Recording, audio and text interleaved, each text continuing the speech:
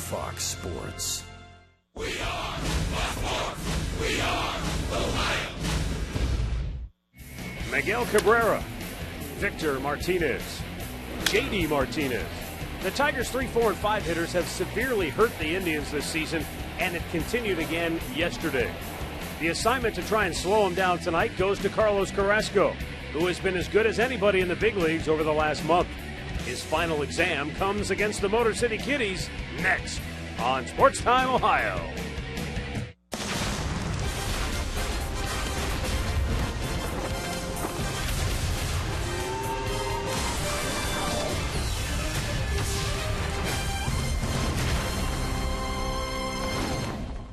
After getting drubbed by the Tigers last night, the Indians looking to bounce back and even up this 4-game series at a game apiece this evening here at Progressive Field.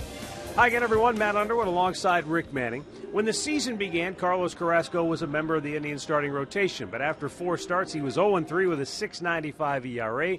He was sent to the bullpen, and he rediscovered himself. And since he's come back to the starting rotation, Rick, he's been unbeatable. He's been lights out, starting with that first start in New York. I mean, with a different attitude, a different approach, but the command has been there.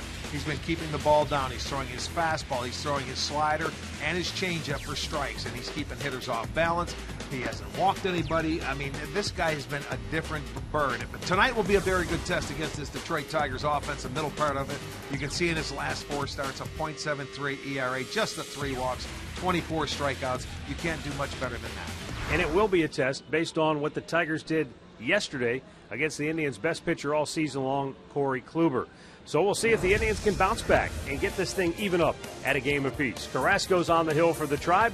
Left-hander Kyle Lobstein will go for Detroit. We're back with the play-by-play coming up next.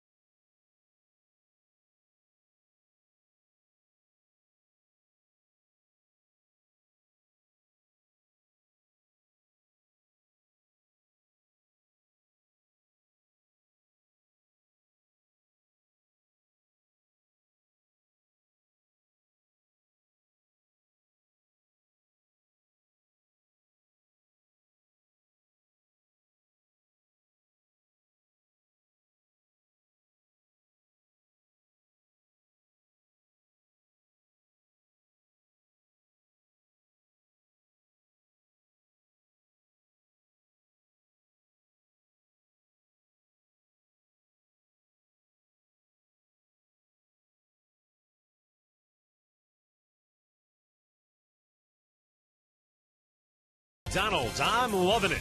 By your local Toyota dealers. Visit buyatoyota.com. Toyota, let's go places.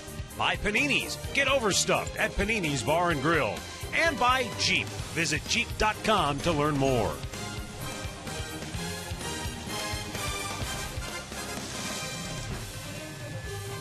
Welcome into Progressive Field. It's a big one tonight for the Indians. After dropping the series opener last night to Detroit, they're looking to bounce back, and they've got Carlos Carrasco on the hill.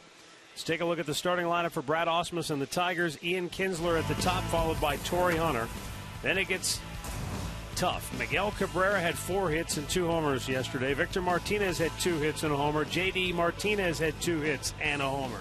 Then it's Nick Castellanos, Alex Avila, Eugenio Suarez, and Rajai Davis.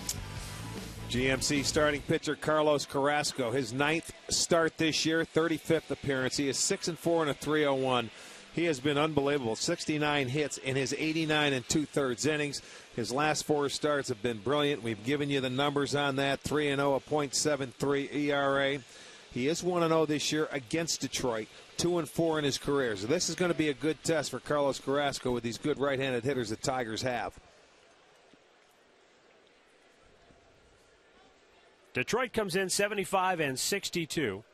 They're a half game back of Kansas City. 4 games in front of Cleveland in the AL Central. Carlos Carrasco's first pitch in there for a called strike. You could say virtually the same thing about the wild card race. The exception is that Seattle is sandwiched in between Cleveland and Detroit. There's the 0-1, and Kinsler fouls it out of play to the right. No balls, 2 strikes. Kinsler 2 for 5. He led off yesterday's game with a triple.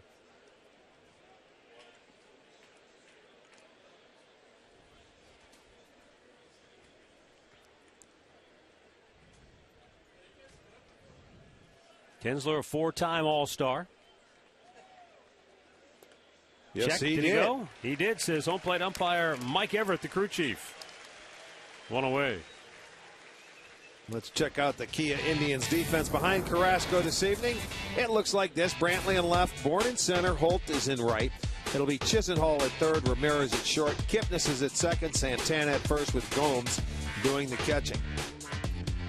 Along with Mike Everett, you've got Tom Woodring, Chad Fairchild, and Adrian Johnson on the bases. Torrey Hunter, 0 for 5 in the series opener yesterday. Looks at the ball low and away.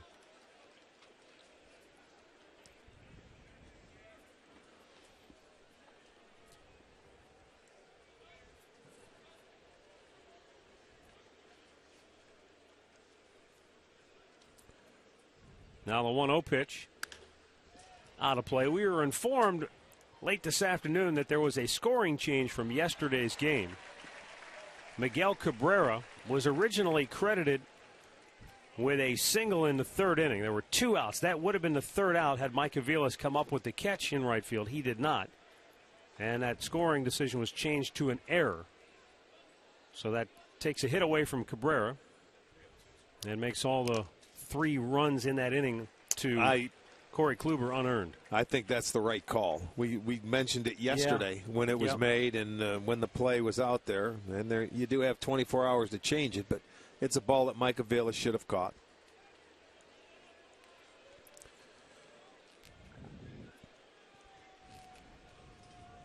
So Torrey Hunter down on the count of ball and 2 strikes. Tops one toward third. Chisenhall will have to unload in a hurry. He does. 2 down. Nice play by Chisenhall. Our keys to the game are courtesy of Wayside Furniture. The meat of the order. Pivotal for both clubs. We saw what the middle could do yesterday from Detroit, and the Indians are looking for that kind of productivity, or at least something along those lines from Brantley, Santana, and Gomes. Yeah, their middle part of the lineup has proven numbers against the Indians this year. Between this guy, Victor Martinez, J.D. Martinez, they've all been very good.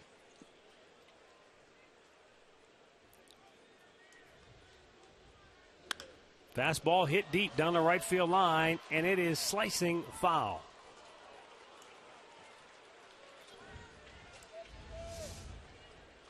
This was the play from yesterday that was originally ruled a hit and then changed today to an error.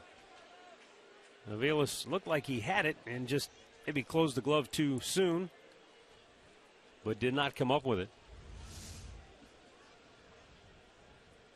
0-1 the count here on Cabrera.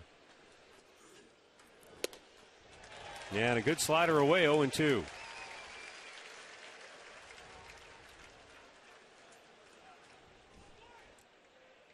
I know he's human. He's proved that this year. He's had spells where he hasn't swung the bat that well, but against Cleveland, that's not been the case. Yeah. The 0-2. Fastball outside corner, got him looking. Carlos Carrasco breezes through the first. Strikes out a pair of Tigers. Now the Indians are coming to bat.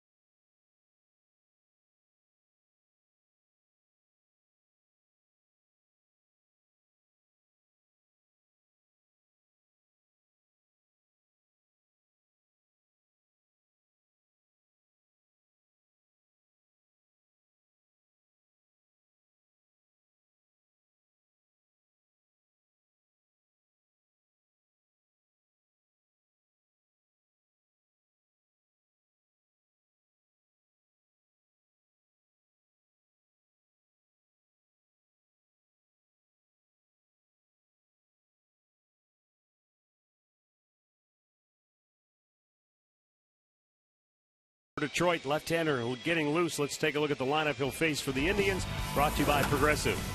Michael Bourne at the top. Jose Ramirez batting second. Then it's Michael Brantley, followed by Carlos Santana and Yan Gomes. Jason Kipnis, Ryan Rayburn, Lonnie Chisenhall riding an 8-game hitting streak, and Tyler Holt batting ninth. Kyle Lobstein on the mound will make his second major league start. His first one came against the Yankees at home. He pitched very well, 6 innings, 4 hits, a couple of runs, 2 runs, 1 earned. He walked 1, didn't have any strikeouts, and I watched some of that game, and he was, a generic guy. He's nothing overpowering. A fastball, looked like a changeup, and a breaking ball. So we'll see how the Indians react. First time they have ever faced him.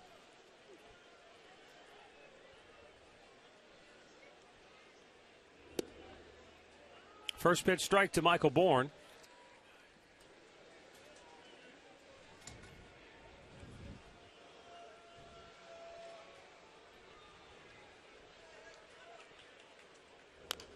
And a foul back. 0-2.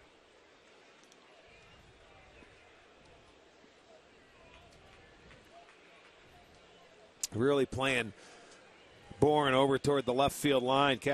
Martinez over near the left field line. I mean, hugging it. A little bit high. He has been going that way very well against left-handers.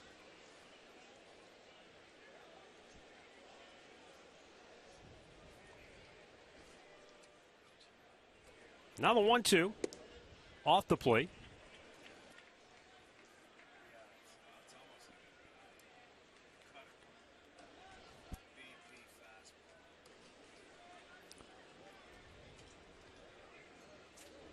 Down in the dirt.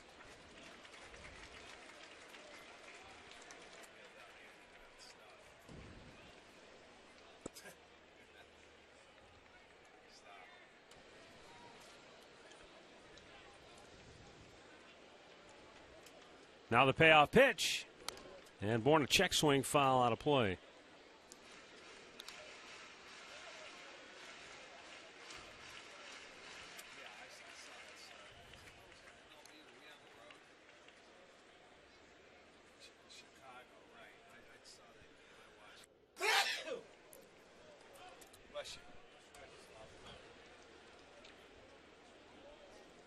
The payoff pitch. And Bourne bounces it to first where Victor Martinez flipped it quickly to Lobstein, who just did beat Bourne to the bag for out number 1. Yeah, he did. And there's another one of those times where it was close. If Bourne, I may agree with him going head first because that pitcher was right on the line, too, and they could have been that was on really a collision close. course. He made it very close, yes.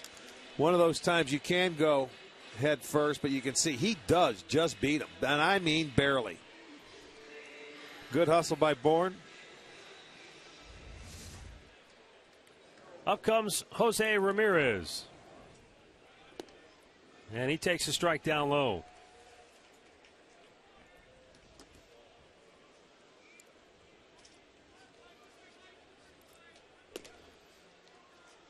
Off the plate, 1 ball, 1 strike.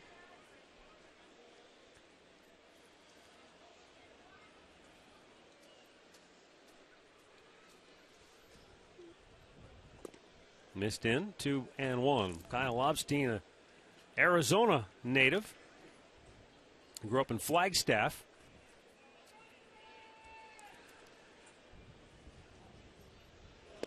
Swinging a miss, it's 2-2. He likes it up north, up there in Arizona, where it's you get some snow. It's a lot different than the valley floor, isn't it? No question. No question. There's the changeup right there. Same arm speed, but that one was up in the zone. Bounce to second base. 2 away. Let's check the Kia Tigers defense behind Lobstein. It looks like this. J.D. Martinez is in left. Davis is in center. Hunter in right. Castellanos at third. Suarez at short. Kinsler is at second. Victor Martinez at first. Avila doing the catching.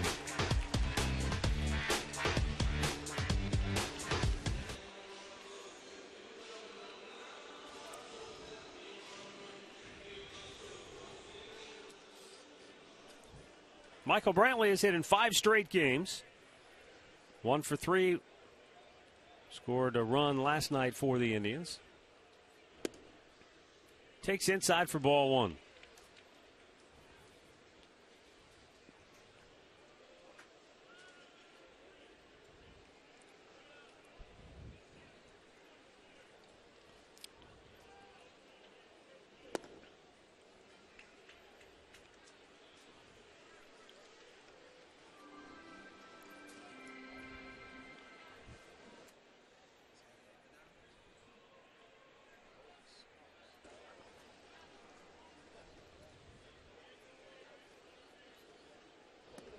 Maybe you can help me with this one. Lobstein went to Coconino High School in Flagstaff? Coconino High School, yes.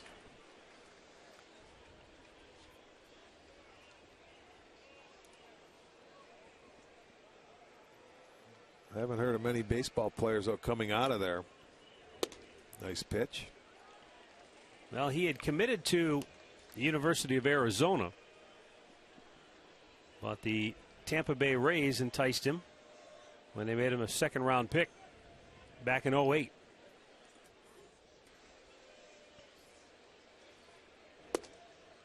Brantley takes, just did catch the outside corner, and now it's a full count.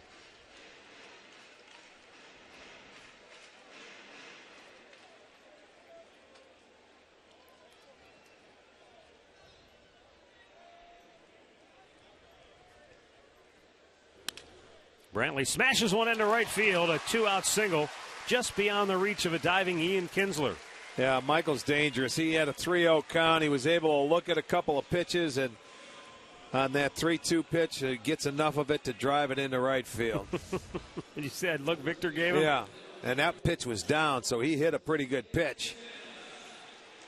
Check it out on our Wendy slow motion replay. Gets it past Kinsler. You have to hit it pretty hard. He goes diving for it. Couldn't come up with it. First hit for the Indians. I'm guessing that's a case where Martinez can appreciate the kind of at bat Michael Brantley just put up. That's a professional AB. Well, he's playing first base and he sees that ball's down in the strike zone and he drills it in the hole. And yeah, he's looking at him like, wow. Because Victor's done it many times in his career. That's why he knows. Takes one to know one, huh? Yeah. Carlos Santana Drove in the Tribe's only run with a double to deep center yesterday, giving Santana a hit in 4 straight games.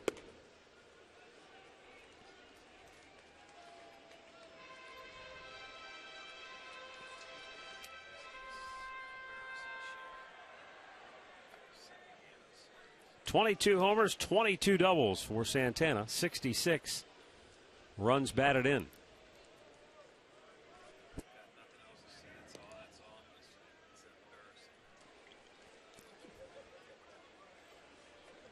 Kyle Lobstein pitched 4 years in the Tampa Bay Rays minor league system before the New York Mets made him a Rule 5 draft pick in December of 2012. And then the Mets immediately traded him to the Tigers, and then the Tigers sent a player to Tampa Bay to complete the deal and enabling them to hold so they on wouldn't to take him Lobstein. back. Yeah. I got you. Yep. I was wondering how he got over to Detroit. Now the 2-strike pitch. Santana hammers it deep right field. Hunter's going to watch it sail out of here. Carlos Santana with some opposite field thunder. Home run number 23, RBIs number 67 and 68. And the Indians will play from in front tonight as they grab a 2-0 lead. How about an 0-2 pitch, and he takes it to the right field? That's the thing I like even better. And, I mean, he drove that ball. He hit one like that in Kansas City, Matt, but you see it was elevated, high fastball at the letters, and it tracked deep in the zone, and he was late on it, but it stayed fair. It had no hook to it. That's how well he hit it, and it got out of here in a hurry. That's the second one from the right side of the plate, and he's been able to carry to right field. So a good swing and a bad pitch.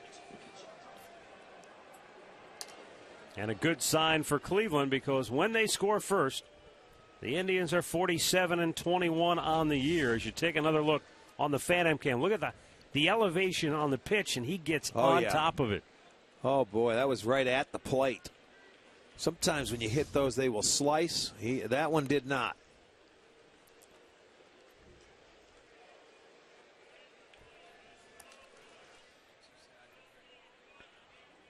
See Santana stand inside the ball, and boy, he got the barrel to it. But you see, that's the difference when you're throwing 90 miles an hour and you leave it up there. If you were throwing 95 or something, it'd be tougher to get to. Like David Price yesterday. Yeah. Remember how many fastballs? 95, I'm not saying he was 96. leaving them up. No. But they were away, and Indians hitters just couldn't get catch to up it. to them, right.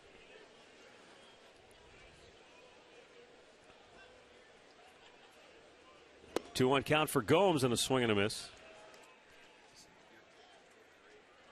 Of the 23 homers Carlos Santana has hit this year, that's the 7th from the right side of the plate.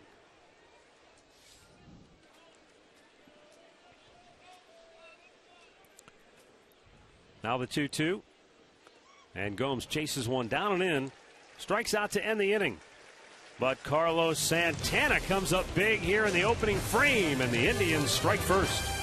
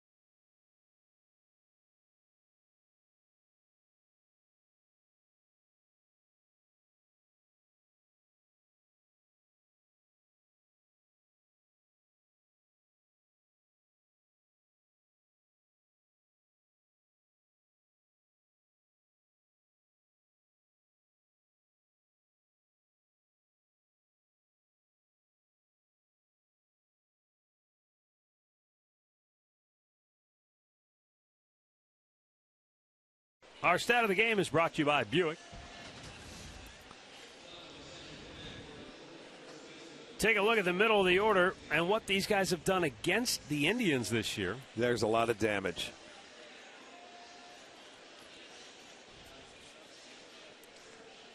Miguel Cabrera was called out on strikes to end the first inning. Victor Martinez will lead off the second. J.D. Martinez on deck. The switch hitter in between the two right-handers. And Victor himself, he can do a lot of damage from the right side of the plate. He's only hitting .361 this year with 11 homers from the right side.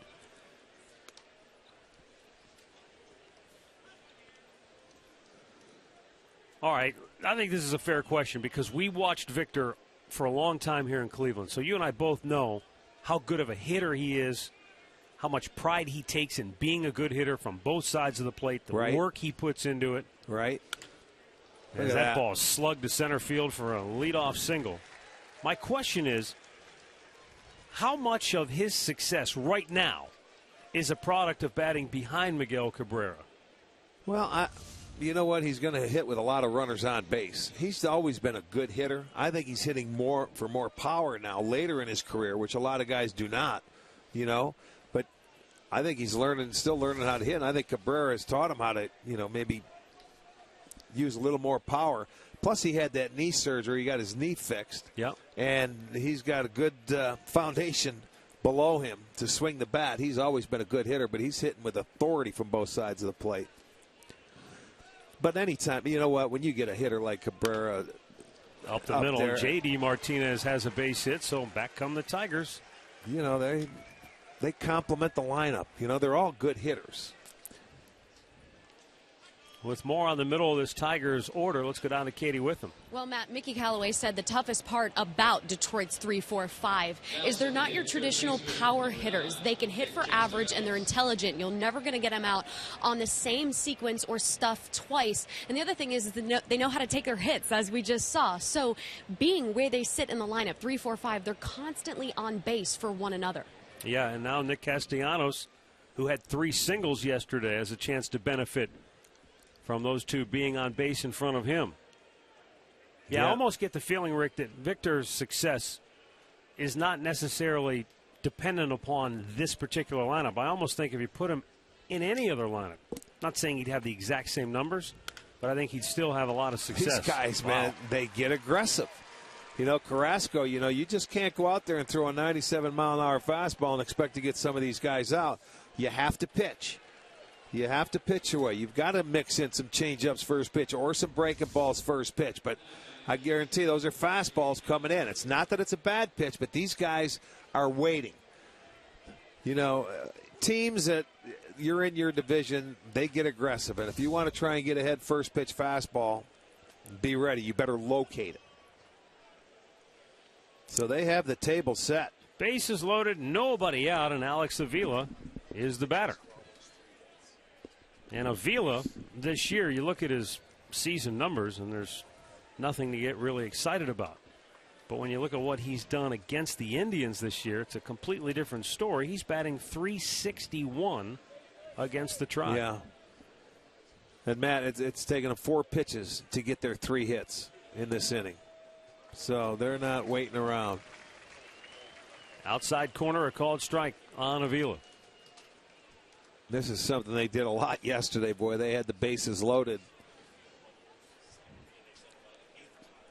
This is their 8th at-bat already in the 2 games with bases loaded.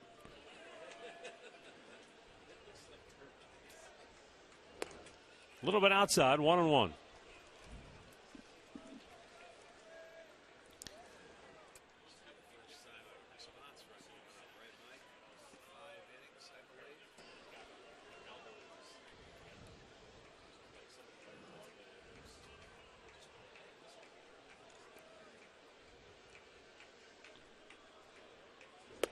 Missed outside.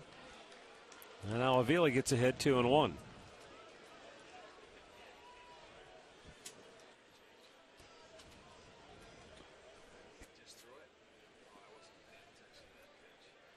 Infield back looking to turn 2 on a ground ball.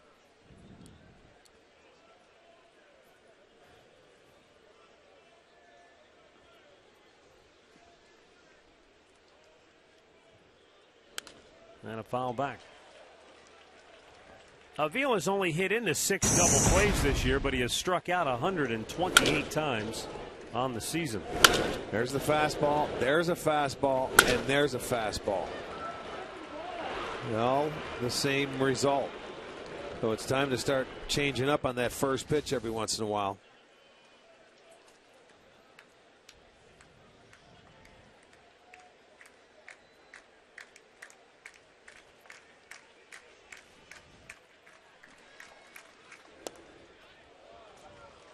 Wow, 98 miles an hour, just missing inside with it, full count.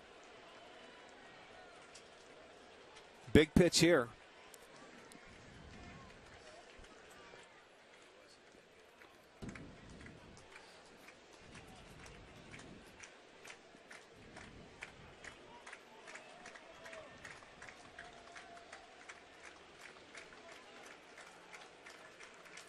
And the payoff. And a foul right back. Carrasco rearing back and chucking it in there. He's got to challenge him. Victor Martinez at third, J.D. Martinez at second, and Nick Castellanos at first with nobody out.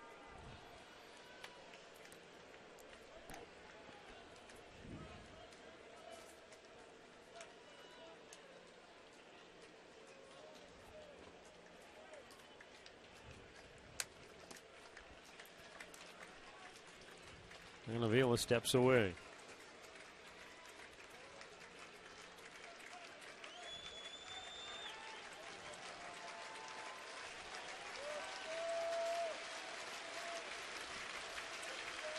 Again, the 3-2. Wow. It's called ball 4, and the Tigers are on the board.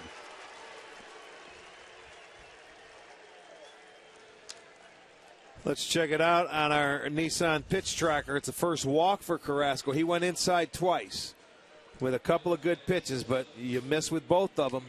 That's the first time since he's been back into the rotation that he's given up a response run after the Indians have scored, covering 5 innings. So he's done a good job at that. Detroit comes right back, and they answer.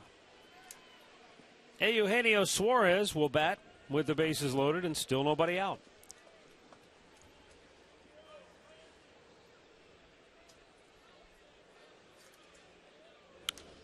Out of play to the right.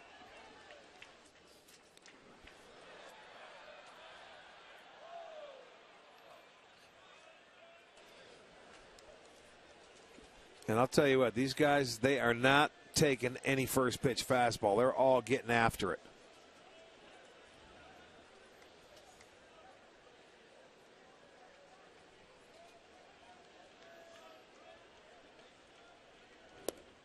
Well, I'm sure There Wally you go. Joyner, a pretty good hitter in his own right, has schooled them before the ball game on what to expect, what to look for, and the game plan was be aggressive early in the count because they're executing. You know what? That's what you do when you get guys in runners in scoring position. You ask the RBI guys, you get that first pitch fastball, get after it. It doesn't have to be to drive it out of the ballpark, but to put a good swing on it. As a pitcher, you got to make him change his pattern. You know, and make him start throwing breaking balls or changeups. That's when you start getting ahead in the count. That's when you know you're going to get your fastballs. But if you can throw them for strike one, as a hitter, you tip your cap to him. Okay, now I'm down 0-1. Now the pitcher can go to work, but he's going to have to prove he'll throw that pitch.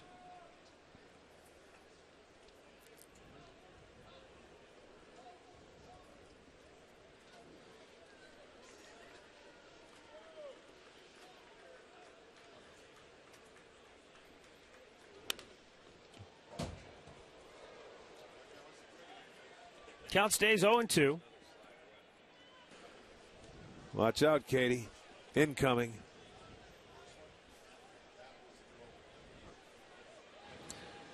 She wasn't paying attention that time. She didn't even move.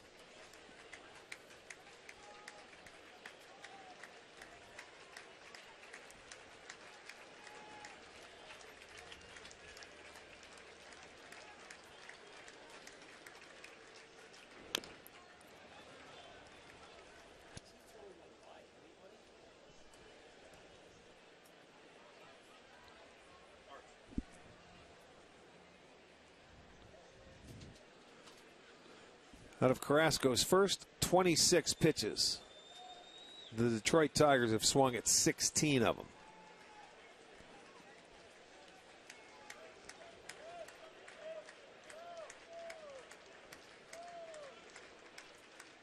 The 0-2 pitch. Swing and a miss. He gets a strikeout. Third strikeout for Carrasco. Well, he gets the first out of the inning, which is a big out. Now you have a chance. Although with this guy, looks like it's changeup right here. You can see he splits his fingers on his changeup. That's why he gets the downward action. He gets the swing and the miss. There's the grip. Big first out for Carrasco. Now you have an opportunity for a double play. See him over the top of it. But to get this guy to hit into a double play, it's going to have to be hit right at one of your infielders, because Rajai Davis can run a little bit. He's hit into 6 double plays on the year, as Carrasco delivers. In for a strike.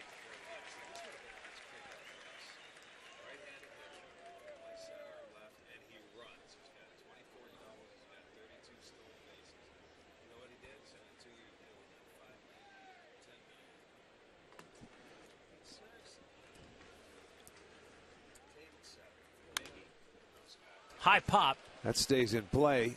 Santana over near the railing. Can't get to it. No. Runs out of room. And that's where, if you're a base runner on third base, you get back there and tag on that ball, because if anybody catches it over near the seats, they're going to have to make a heck of a play and turn and throw if they were able to catch it.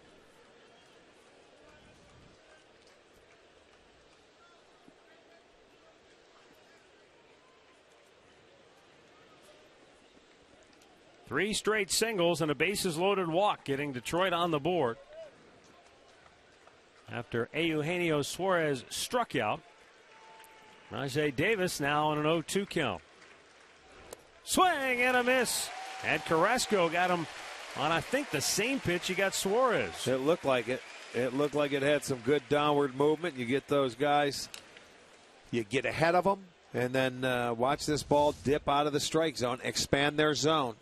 So Carrasco with a really good opportunity to get out of this with only giving up one. That would be a tremendous job on his part.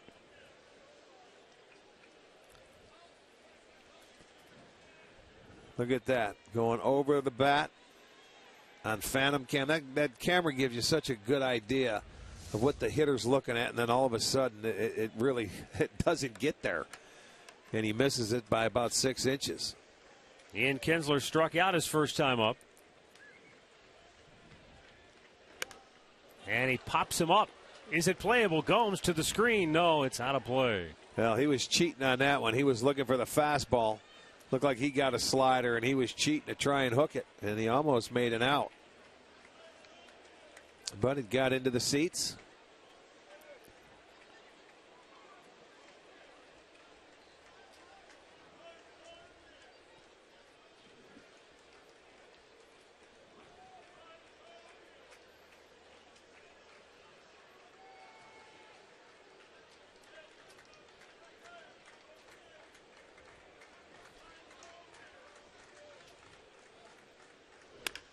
Smash to third. Chisenhall has it.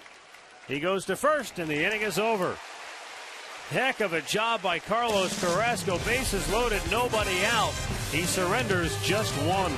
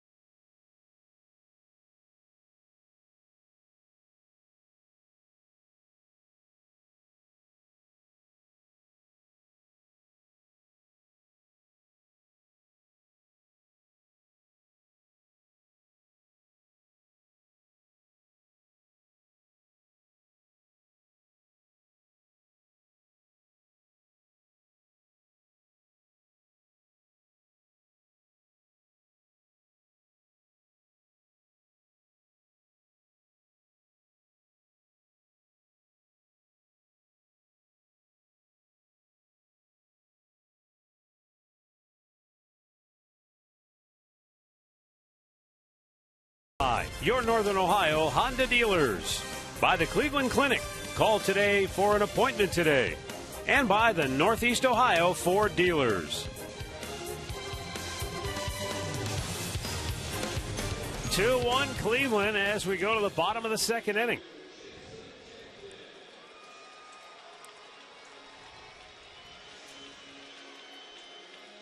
Fantastic job by Carlos Carrasco to dig himself out of some serious trouble in the top half of this inning. Yeah, that was really a good job. He kept the lead. He kept the lead for these guys. See if they can come back and erase that one run. Jason Kipnis looks at a ball outside. Tom Boschenek, who was busy keeping track of every pitch in that inning, said that after the walk to Avila that drove in the run, Carrasco threw 11 consecutive strikes. Well, and the thing that I like about it, too, he backed off a lot of them. Didn't try and power his way through everything. Sometimes you have to back off instead of try and power your way through it. He did just that.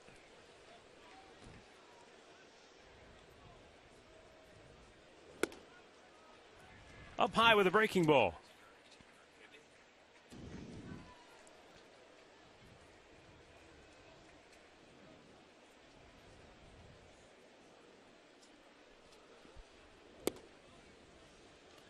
Jason was looking maybe to bunt that pitch, but it was too low, and now the count is 3-1. Castellanos charging at third. He laid down one yesterday against Price. David Price ended up beating it out for a base hit. You know, and if you burn a third baseman once, he will never let you do it again, or at least he will not try. Kipnis draws a leadoff walk, and the Indians will try to come right back now here in inning number 2. Remember, you can tweet your photos to us using the hashtag STOFanPhoto for a chance to have them shown during one of our telecasts. It's all courtesy of AT&T. Ryan Rayburn activated this afternoon from the disabled list, and he's in the starting lineup, DHing, batting 7th.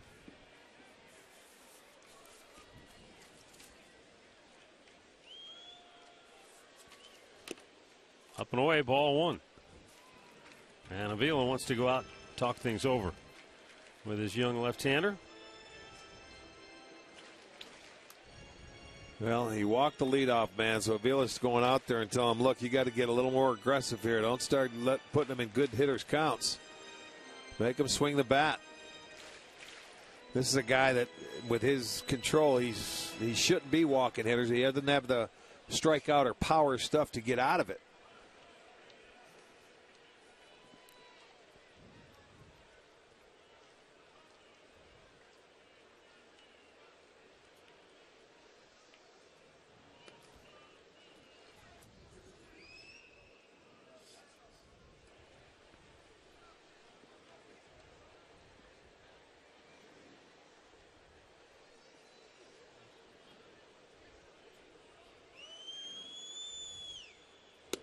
Upstairs with it, 2-0. Rayburn trying to do some damage against his former club. 4 out of 14 on the year against Detroit pitching. This is the one guy the Indians missed this year. After the year he had last year from the right side of the plate against left-handers, he had a great year. But this year he's been it's been subpar for Ryan.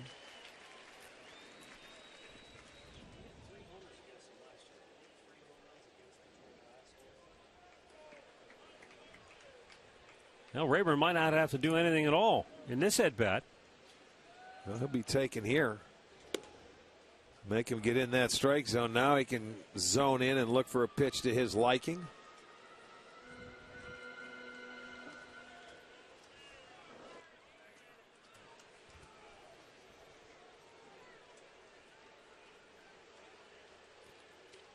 Last year, Ryan Rayburn connected for 3 home runs against Detroit pitching.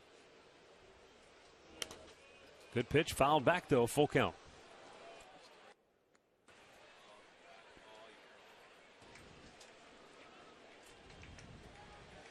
Sometimes the difference between a great year and a so-so year is centimeters on the bat. That pitch right there, last year he probably hit a line drive somewhere with it. It has been. That's been the difference. He's fouled off a lot of the pitches he hit the year before. The 3-2 to left field. And in comes J.D. Martinez, one away.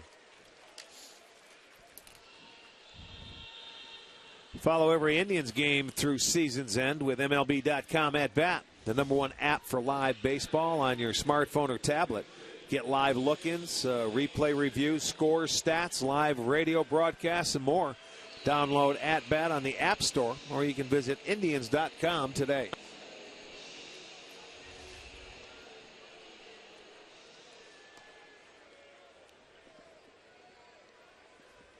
Lonnie Chisenhall. He's on a pretty good streak right now, hitting in 8 straight games. 12 for 23 during his hitting streak.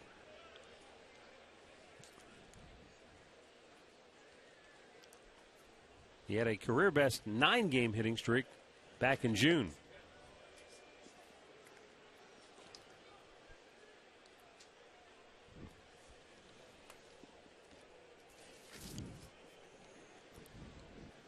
Well, Lonnie's done a nice job this year against lefties, hitting at .359.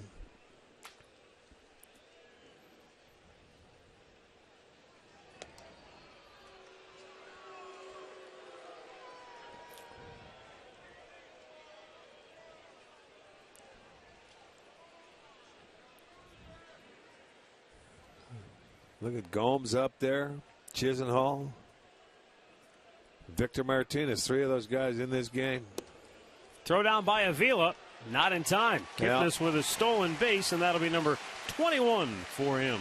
It's almost like they had to know he was running because they threw over there so many times for whatever it is. But the big guy, even though he's only started 1 game in the big leagues, I guarantee the scouts have that time down on what it is to home plate, letting it go, and what Avila's throw is to second base. And Kipnis wasted no time. You go on the first pitch. I like that.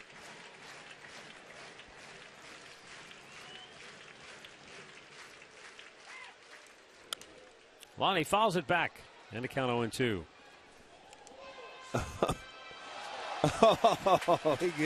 He made the catch in the booth. Nice. That away, boys. Took a ricochet. They saw it bouncing. Where were Nick and AJ? Watching or spectating? They probably eating is what they were doing.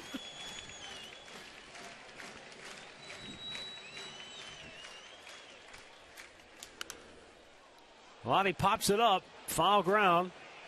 Castellanos can't get to it.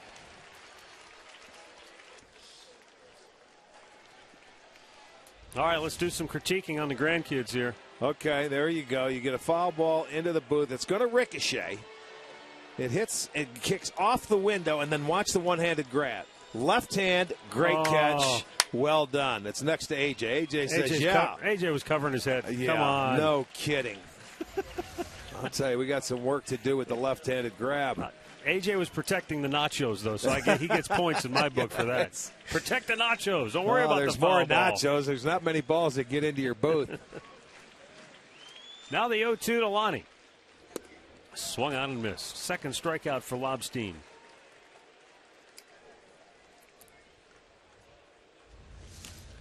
They're looking at the replay. Look at, you don't think he's going to be on that phone burning it up? Did you see me on the TV? We got him on replays. Look at him. They can't hide in here. You got to learn that. These guys, they don't miss a beat. It's old hat now. Yeah, okay, boys. You're not getting a half-hour show. It's just been canceled. West Geauga football, though. They going out for football? Oh, Is yeah. it already they're started? Yep. For the young guys? Oh, yeah. Nice. A week old.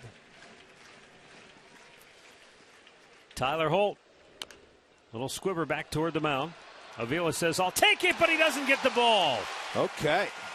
Yeah, it was interesting because both Lobstein and Avila could have made it. The pitcher let the catcher get it, and he overran it. This would be interesting to see what they scored, because I think both of them could have made the play. Here goes. He calls him off, so he gets out of the way. Well done, and he forgets to pick it up. He overruns the ball. Did he peek? It almost looked like he might have peeked. He calls him off. Lobstein got out of the way, which you should do, but watch him go down. Yeah, see, his he's eyes looking, came off and of it. he never really picked it. You're right. At the last second, the eyes come off of it. They give him a base hit. That's kind again. So first and third, 2 down. And the batter will be Michael Bourne.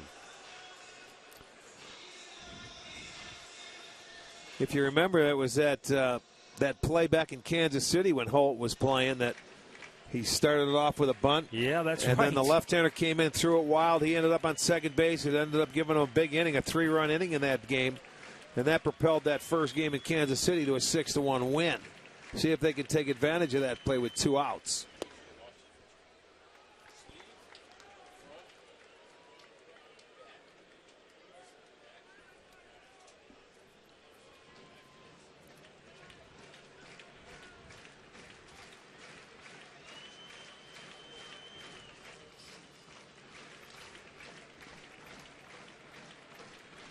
Normally, Rick, I think the official scores look at that play, and I'm not saying that in particular play, but usually if they're in their judgment, your only play is to grab it with a bare hand.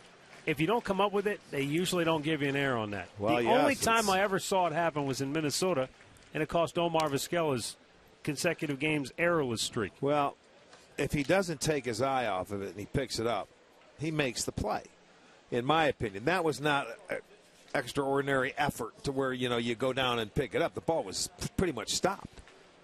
So, I mean, now it's more geared to offense. They don't punish the guys defensively like they used to. The other difference, too, is Omar was trying to field a ball that was coming at him. Well, he had a different top spin. That on was turf. A horrendous and that stopped his decision. string. You're right, for consecutive games. That's a different animal than what just happened. Yeah.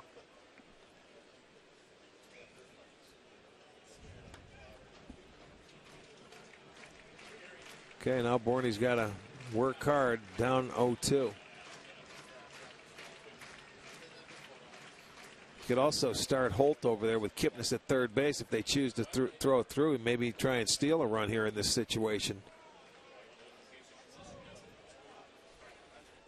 And to combat that, they could throw a fastball up and away.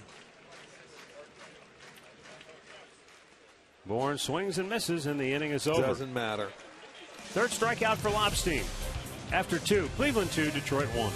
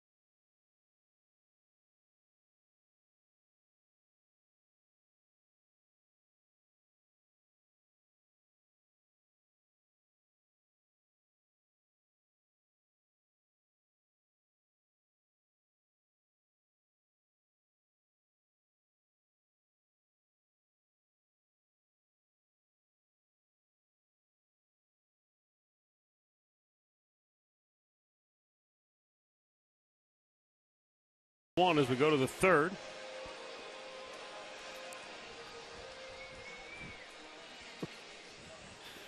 Torrey Hunter will lead off for Detroit. A ground out his first time up.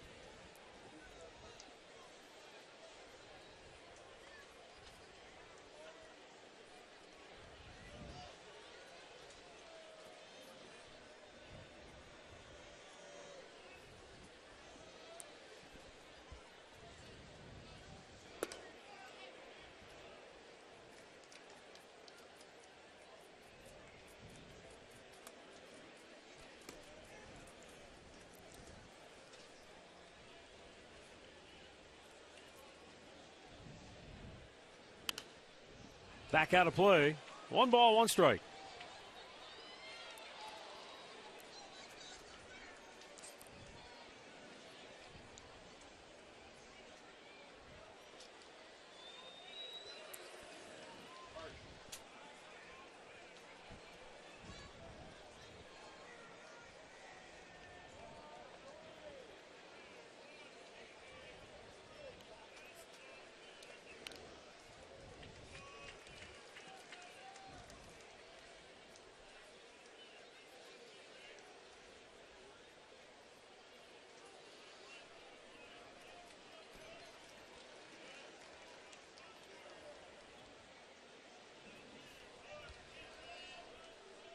Carrasco ready, the 1-2 to Hunter. Good slider. He fouled off a good pitch.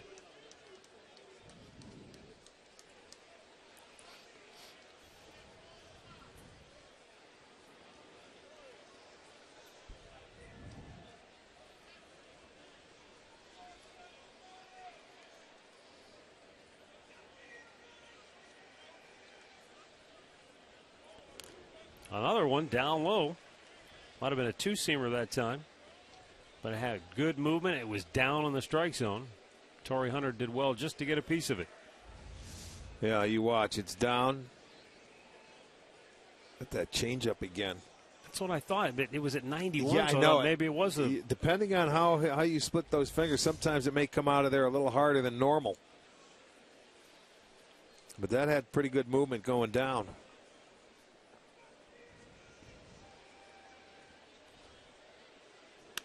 That's lined to short. And Jose Ramirez will throw him out. 1 down. Well, 2 games left in this series against the Tigers after tonight. Come on out to the ballpark. 7:05 starts Wednesday and Thursday.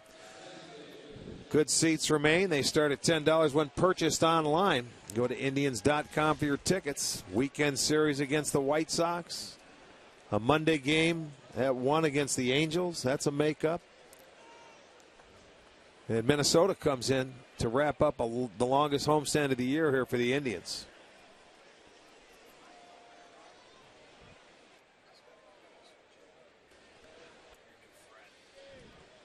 Miguel Cabrera swing and a miss at an off-speed pitch.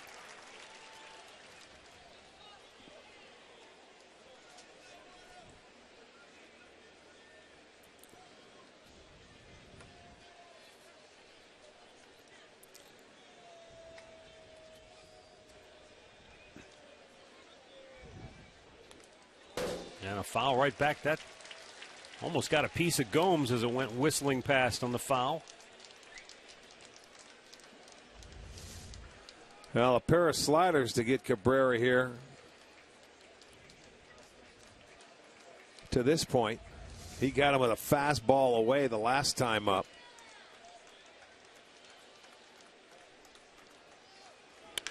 Ripped into left field on an 0-2 pitch. So Cabrera is aboard with 1 out here in the third. That ball got too much of the plate. It looked like he threw another hard changeup, Matt. Either that or it was just a good 2-seamer, but way too much of the plate on an 0-2 pitch. If you go in there, go in off the plate when you got 0-2 count and knock him back. Move him out of his foothold. You know, that way he'll have to dig back in and it'll set something up away. He just got too much of the plate. That looked like a changeup, and you're right. And it was too hard because yep. it didn't go down. Yeah. So I don't know if he threw it a little too hard in that situation. 0-2. He might have tried to throw the best one he ever thrown in his life. Here's Victor Martinez. And an off-speed pitch in the dirt.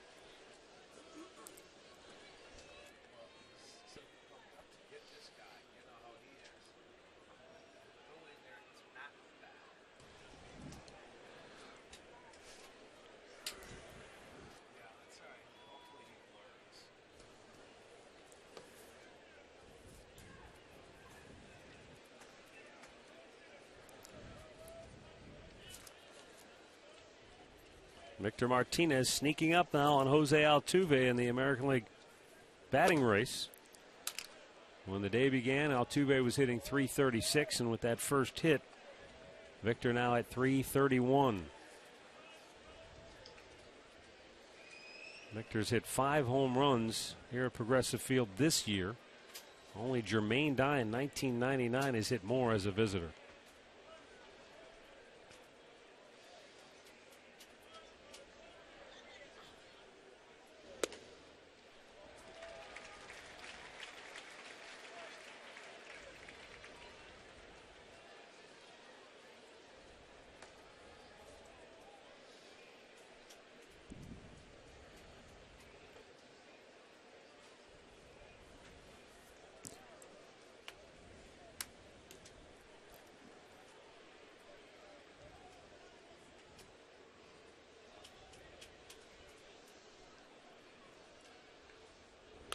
Out of play. The amazing thing about Martinez, too, is,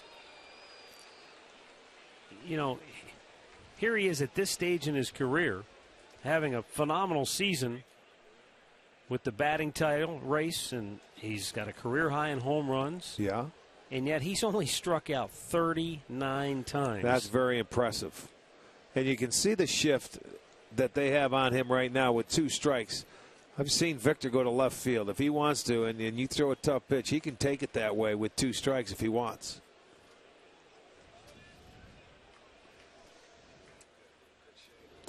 In the dirt, full count. Because of the low number of strikeouts, Martinez leads the league in on base percentage at a cool, even .400.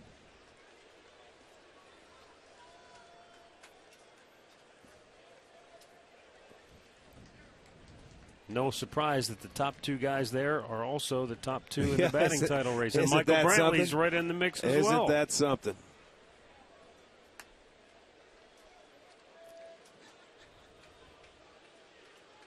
Cabrera takes off on a 3-2 pitch, and it's fouled away. Now, the reason why they start him there is they figure Martinez isn't going to strike out. He's going to put the ball in play, so you start him, even though you know he can't run a whole lot.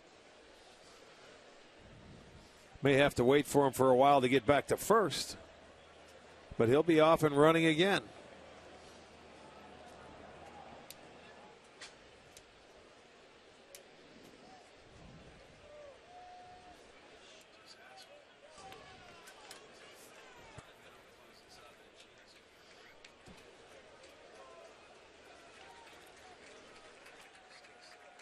Cabrera takes off again. Victor pops it up. Shallow right. In comes Tyler Holt. Bourne coming over. And the center fielder takes charge. 2 down.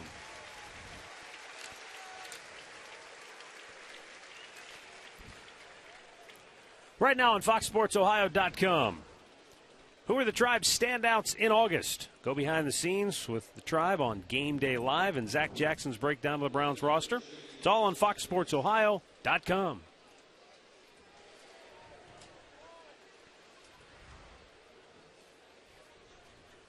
Now we'll bring up J.D. Martinez.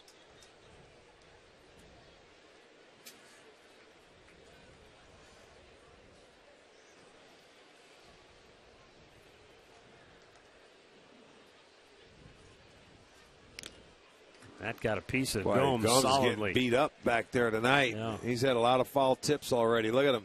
That does not feel good. Umpire will go out and give him a little extra time here. Slider going down and away. Foul tip.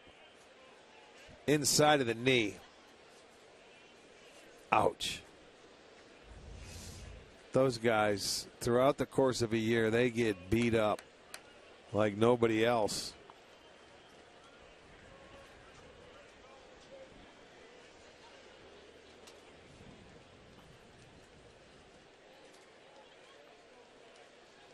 And these Detroit batters still getting after the first pitch from Carrasco.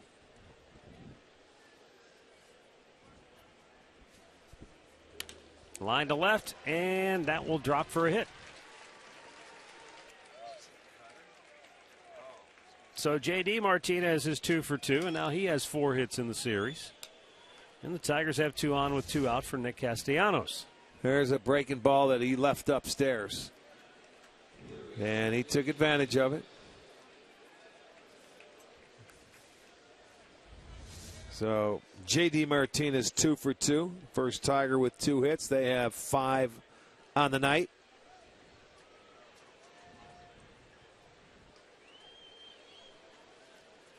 So Nick Castellanos, who singled his first time up, will bat with 2 on and 2 out.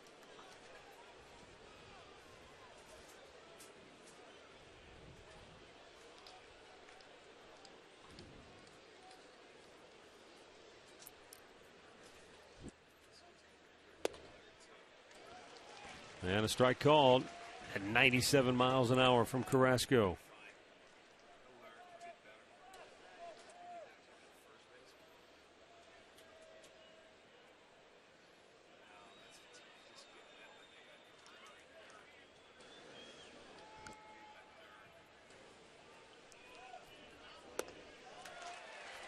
That was a terrific slider from Carrasco. Tight and good bite. Watch it down. Now those you have to use your legs to get to if you're going to get it. The one he threw to J.D. Martinez stayed up in the zone. It was easy for him to just reach out and hit it.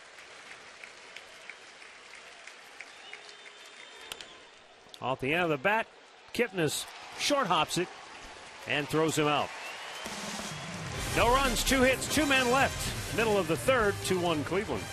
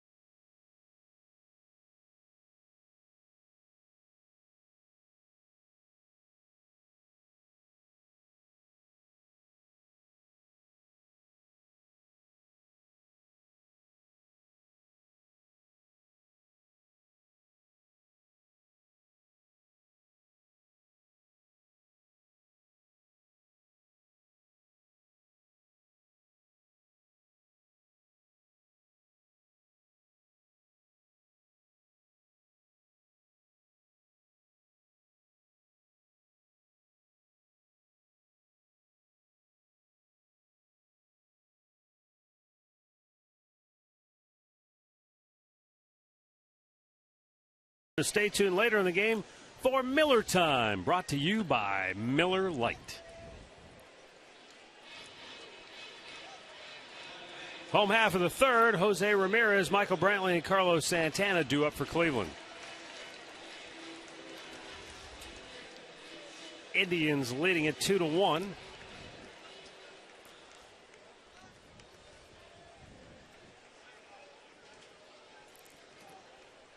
Let's see what adjustments the Indians make second time around against Kyle Lobstein, this young left-hander that they're getting their first look at tonight. They got 3 hits, 3 for 8 that first time through. Of course, the big one, Santana's home run on the 0-2 pitch, fastball up. That got a pretty good chunk of Alex Avila. Well, we've seen him take. You'll notice Avila wears a helmet, and it's got that extra padding in it because he's had to deal with the concussions in his career as well. Well, I remember last year, and that one was straight into the mask. That looked a lot like the one last year that he had one this year off the side of his face. Remember, off the side of the mask that got him? Yeah, you're right. I think we were in Detroit, and he ended up having to leave the game. Which, ironically, is about the same thing that happened to Yan Gomes. Right, recently, correct. To put him on the 7-day DL. Hopped up, foul, and no play.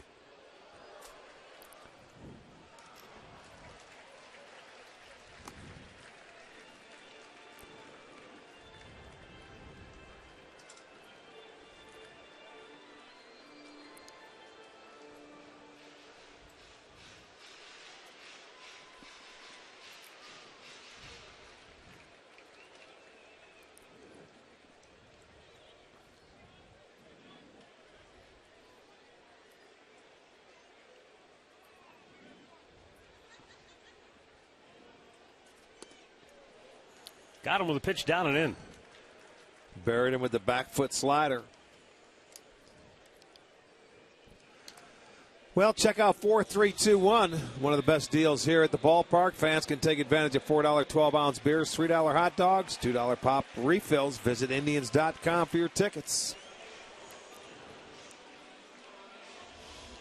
In his first start against the Yankees coming last Thursday, where he went 6 innings, he didn't have a strikeout. He's in the 3rd inning now, and he already has 4 strikeouts and 1 walk.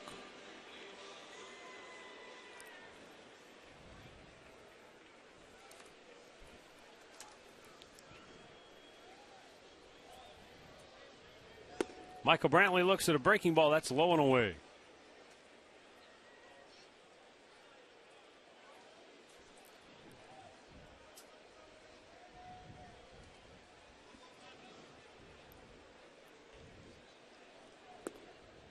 Chased 1-1-1.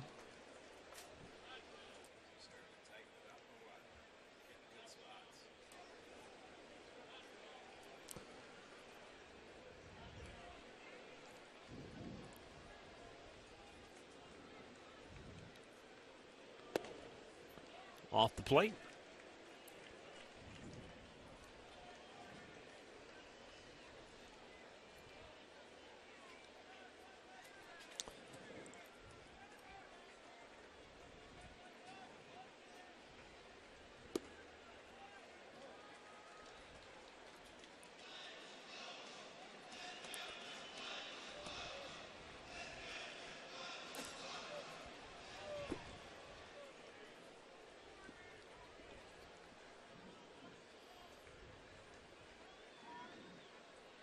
Now the 2-2. Served fouled on the left side. Anyway, spoil it, stay alive. Brantley very good at that. And how many times do you see 300 hitters where they get to 2 strikes and they have a tendency to just fall off pitches and they stay alive until either you make a mistake or they get a base hit on a good pitch.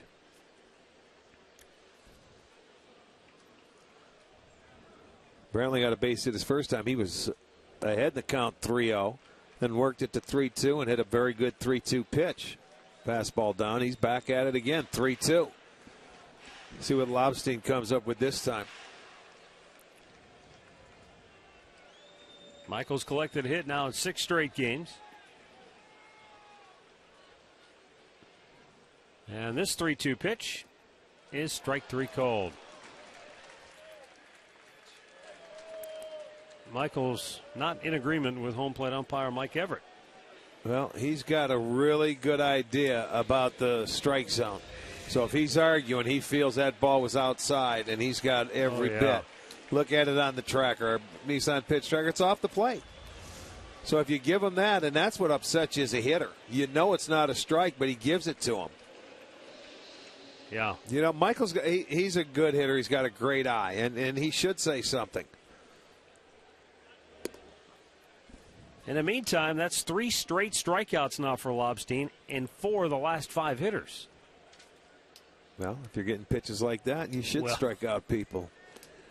Again, that should have been ball 4, not strike 3. But well, and the same thing you got to say for Carrasco. If he's going to go out there, then move it out. Move it off the edges. If he's going to get the same calls.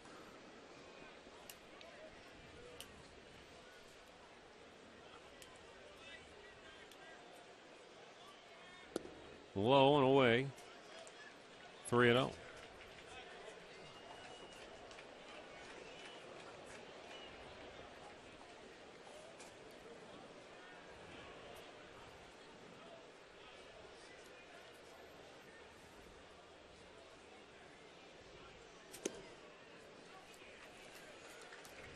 That's ball 4.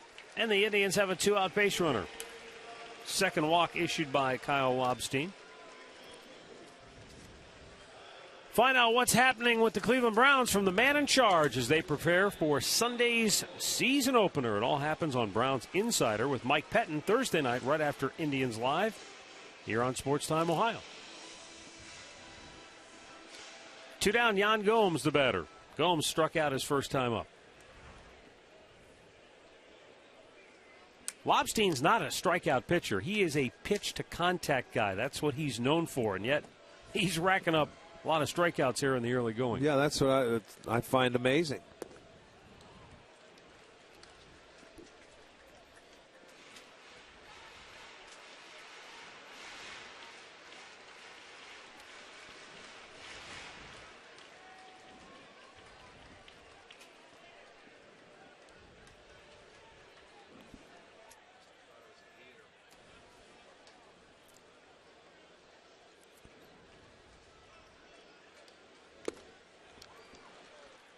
Well, he just pumped it by him. 90 miles an hour, but it's 0-2.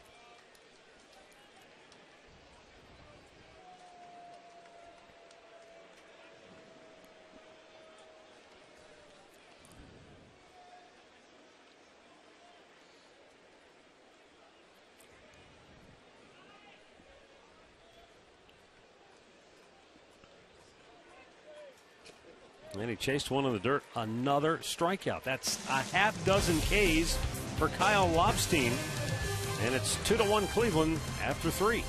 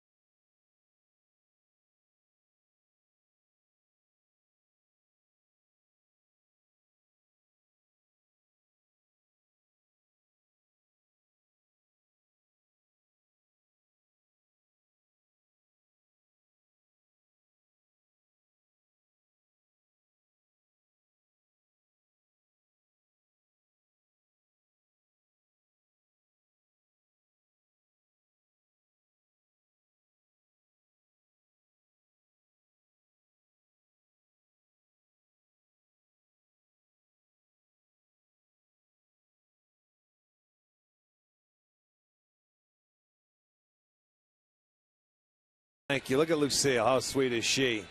Look at that. She made it. It's a glove. Cupcakes in the shape of a baseball glove. Yeah. And I'm 28 this year. So God bless her. You only turn 30 twice.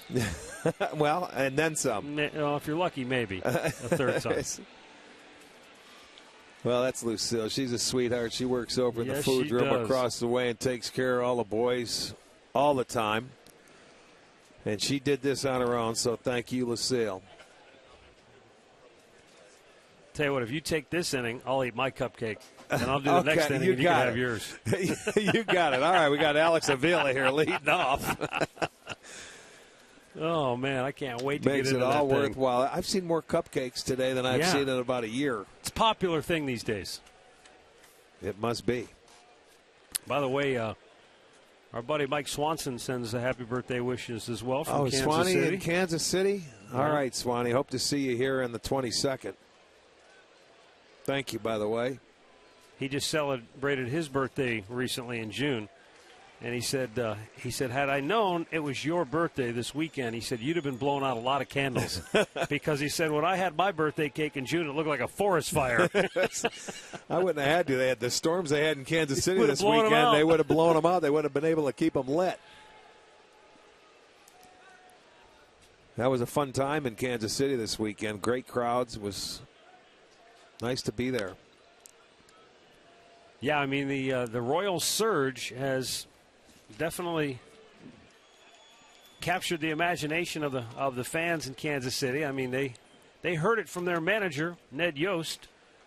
But, boy, for the weekend anyway, they turned out in full force. Yeah, they sure did. They were sold out all 3 games. And I will say this, the Indians pitching staff did a tremendous job of keeping that crowd out of the game. Out of the game, you sure did.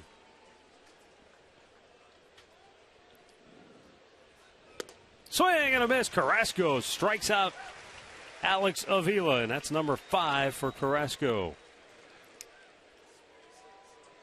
He went up with some high cheddar. There you go. Above the belt, letter high, comes up empty. Good pitch.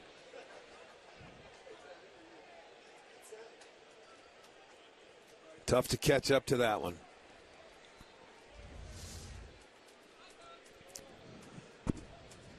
Hey, Eugenio Suarez struck out his first time up.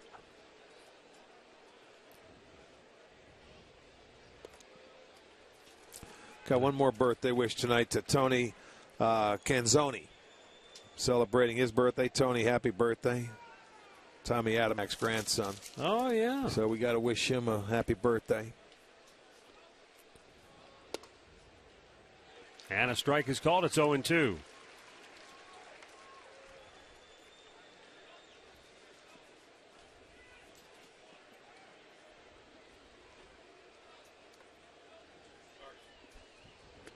Almost chased after it, but able to hold up. 10-0-2, 1-2 counts now for Carlos Carrasco tonight. And it shouldn't surprise you because the Detroit offense has been getting aggressive early on that first pitch. So you would expect Carlos to have that and expand some of the zones.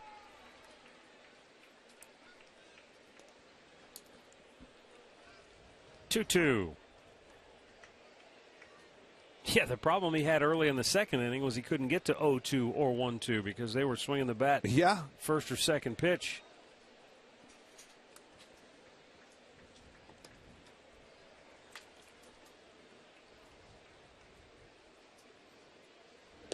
Good slider, but doesn't get the call this time.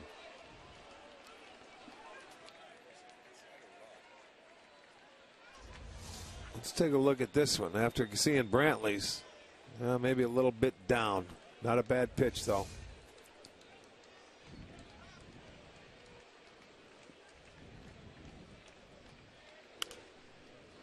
Ran it in on him, and he fights it off.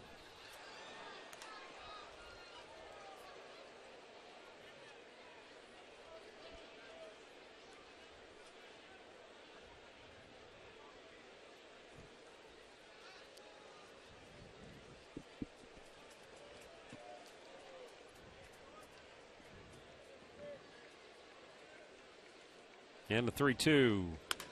Smashed into center field, a base hit just beyond the reach of Jason Kipnis. Yeah, he hit it hard.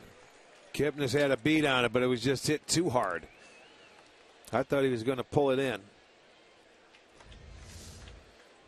You'll see he goes at him, and then he hits a line drive, and it is smoke. Kipnis had the right step, keep going, and he puts the glove up, but it's going to get by him. Just a little bit too hard. So 1 on, 1 out for Rajai Davis. Davis struck out his first time up, and that was a key moment in the game. Boy, was it ever. When Carrasco was dealing bases loaded, nobody out. Struck out both Suarez and this guy Davis before getting in Kinsler to ground out to end the inning.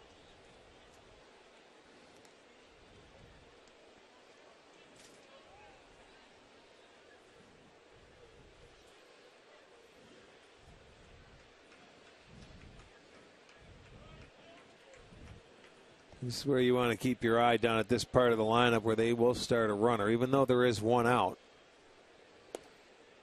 Snap, throw to first. Oh, he's called safe. It was very close. Well, Davis went up there and was going to fake a bunt. I'll tell you what, a quick snap throw by Gomes was right on the money. And he just does get back. Close.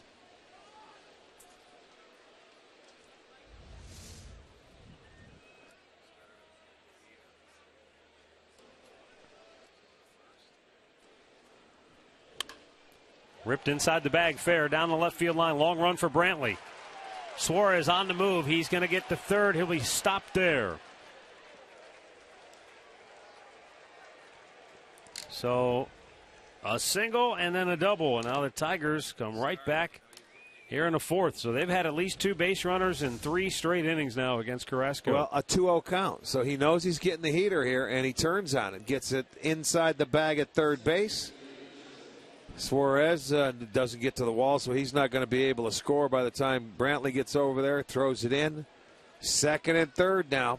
1 out, a chance to tie this ball game up in the middle of the infield, playing back because of the 2 guys on. They'll give up the tying run. And Ian Kinsler, the batter, 0 for 2 on the night. And he's been cheating on trying to get to Carrasco's fastball.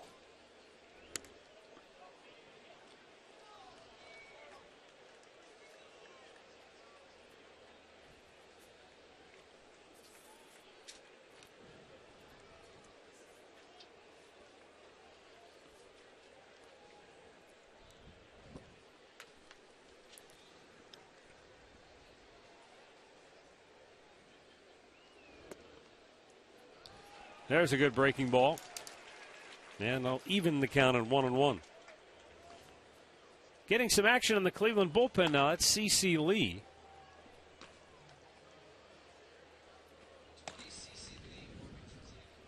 Carrasco's only at, as you see there, this will be pitch number 70, but he's had to work very hard in 3 straight innings now. Continue to pitch.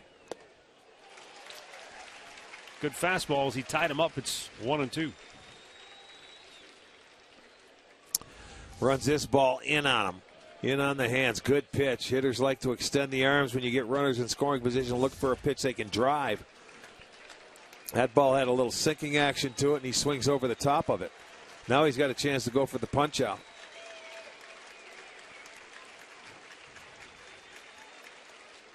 Swing and a miss. He struck him out. Well, I'll tell you what, Carrasco really worked hard in that at-bat.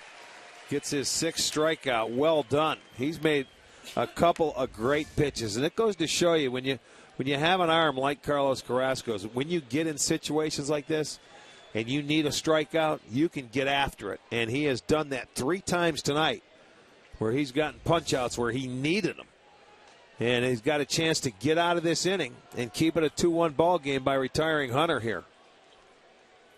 Hunter 0 for 2 tonight, 0 for 7 now in the series.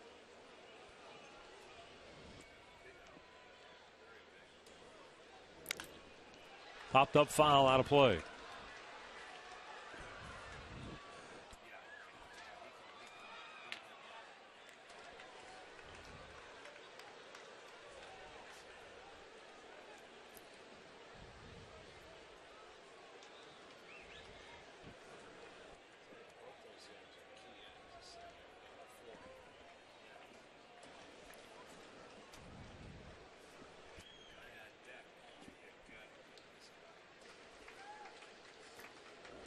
Down low, 1-1. In his 7 at-bats in the series, Hunter has grounded out 5 times, flied out once, and he has struck out once. Well, with Carrasco's fastball, Torrey Hunter now at his age is a guy he can heat up upstairs. He's going to have a tough time catching up to it.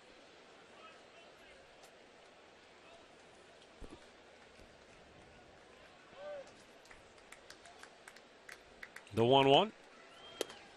There's a nice slider. Put in a pretty darn good spot. Sure was. I mean, the location was just perfect. You know, if you're going to throw your sliders, this is where you want to put them. Down and away. That was a good pitch.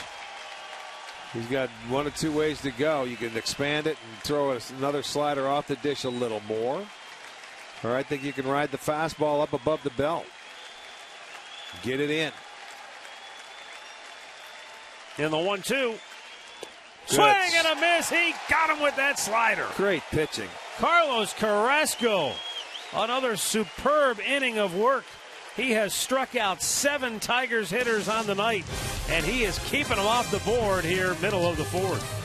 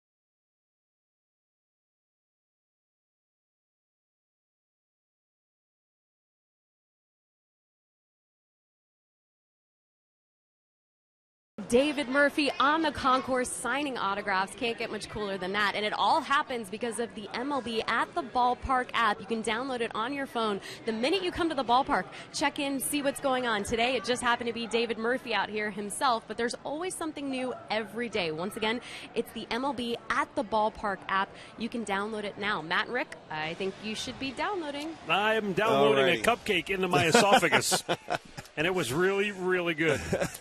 Wow. Lucille gets an A+. She should go into business because that cupcake was phenomenal. Well, I've got to try. You've had that inning off. Wow. Jason Kipnis walked, stole a base, but was stranded at third in the second inning. And a foul tip. It's 0-2.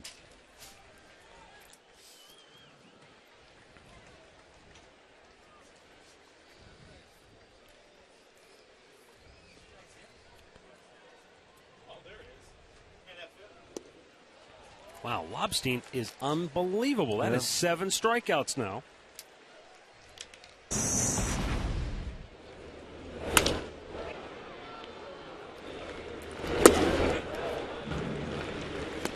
Well, he's had a good mix going. He's got a lot of swings and misses. He had a back foot slide. He throws a curveball, too. I didn't know. Has the slider and a curveball. Number 7 tonight.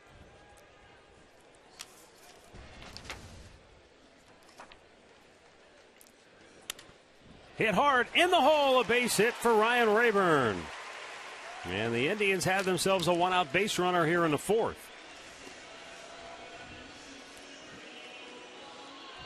Well, that's their first hit since 2 outs in the second inning. Well, looked like a changeup he left upstairs a little bit. Able to turn on and get it in the hole. It's going to bring up Lonnie Chisenhall.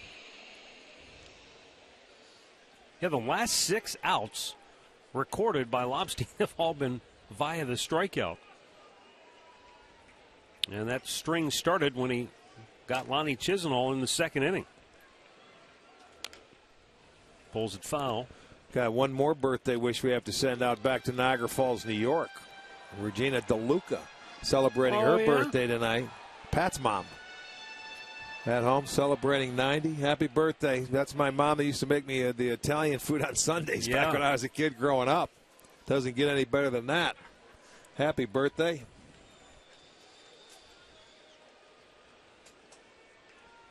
The 0-1. Lifted. Foul, maybe. Yep, in the foul territory. Suarez gets it. 2 down. Well, Cleveland Clinic presents a T-shirt designed by a fan. On Saturday, the Indians will host the White Sox, and 10,000 fans will get the winning T-shirt. It's voted by the fans earlier this year. Get your tickets at Indians.com. So is Mama DeLuca still cooking, or is she retired from the kitchen? No, she's never retired. She's still cooking, but she has passed it on to... All right, well, when you head west, I need an invite to Niagara Falls in the winter. Best meatballs you'll ever have, I'm telling you, that and the sauce. I've got the time. All you do is you bring your bottle of wine and you'll be fine. Right. And I know you can do that. Uh-huh. Tyler Holt takes inside for ball 1. Holt, a little tapper his first time up. Halfway out toward the mound, and Alex Avila came out from behind home plate. He tried to barehand it to throw out Holt, but he didn't come up with the ball. So Holt was credited with an infield single, but the Indians could not take advantage of it. He got caught peeking.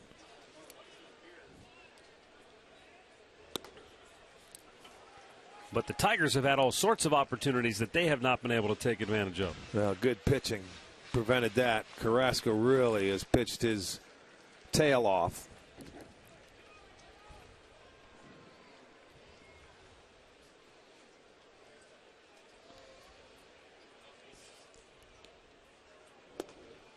I know Corey Kluber had a rough one yesterday, but boy, these starters for the Indians just continue to impress. The way they attack, way they continue to meet the challenges. Yeah, they've been on a roll. And, you know, you're going to have a hiccup every once in a while. But I'll tell you what, as a team, they've really hung in there together. They've carried this team for the month of August, at least carried the offense. Holt takes a strike. It's even at 2-2.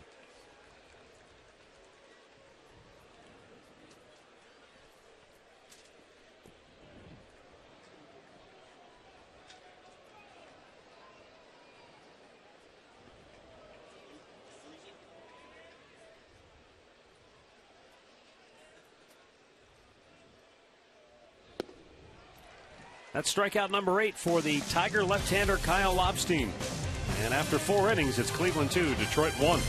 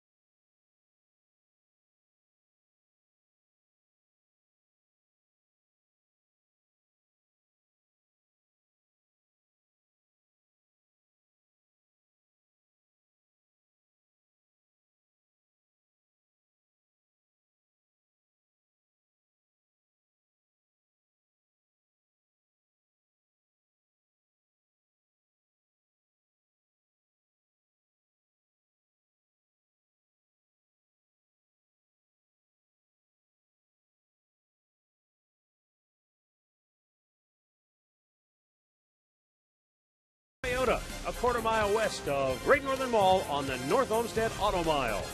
By Levin Mattress, located in all Levin furniture and freestanding locations. and by Kia. Visit mykiacleveland.com to learn more.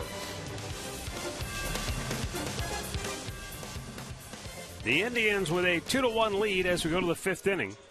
Miguel Cabrera climbs in to start for the Tigers. Indians bullpen quiet. 75 pitches for Carrasco thus far on the night. And that's hammered inside the bag and fair. And Cabrera is on his way to second base. A leisurely stroll gets him in there with a stand-up double. 2 more hits tonight for Cabrera. Well, it doesn't.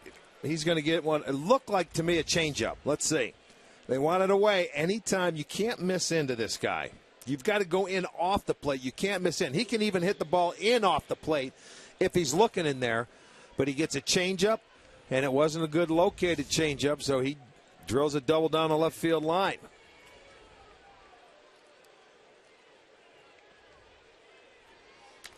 Now Victor Martinez. Singled and scored in the second, flied out in the third. And he was irate after he flied out in the 3rd inning because he felt like he had a pitch to hit and he just pulled off of it a little bit and popped it instead of driving it.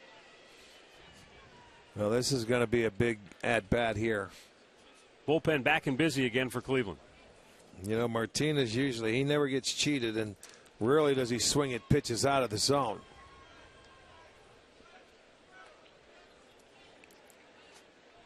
Mark Zipchinski is up in the Indians bullpen at the moment. Over the outside corner for a strike.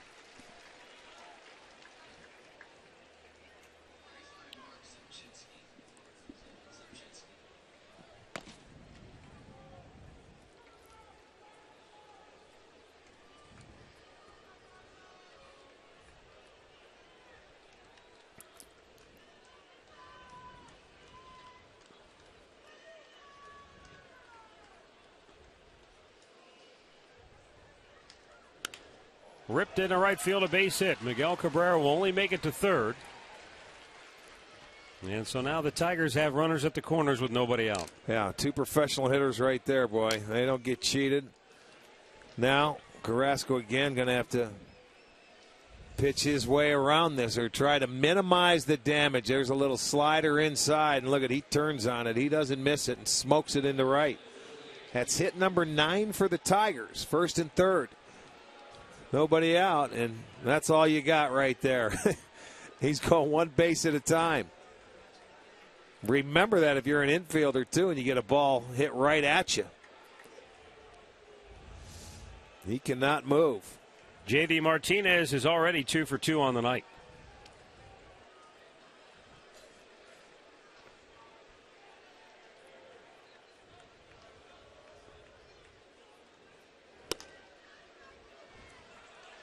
Right now, it's damage control. How can Carrasco minimize it? He's done a terrific job. He did in the 2nd. Again, back last inning. This is the 3rd time, so he is really going to have to pitch tough. Got in on him, fouled it out of play.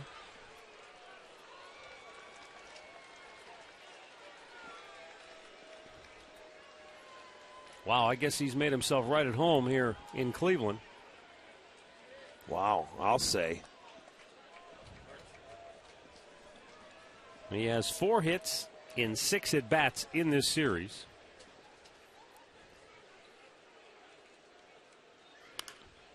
Pulls that one foul. Yeah, there's a play there. Now, if that ball is hit and it stays fair in your Chisenhall, you can get that ball and go home to get Cabrera.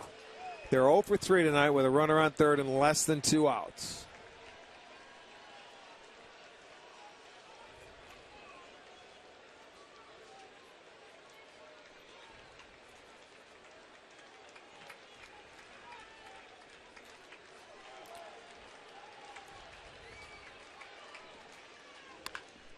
Hit foul again over there by 3rd.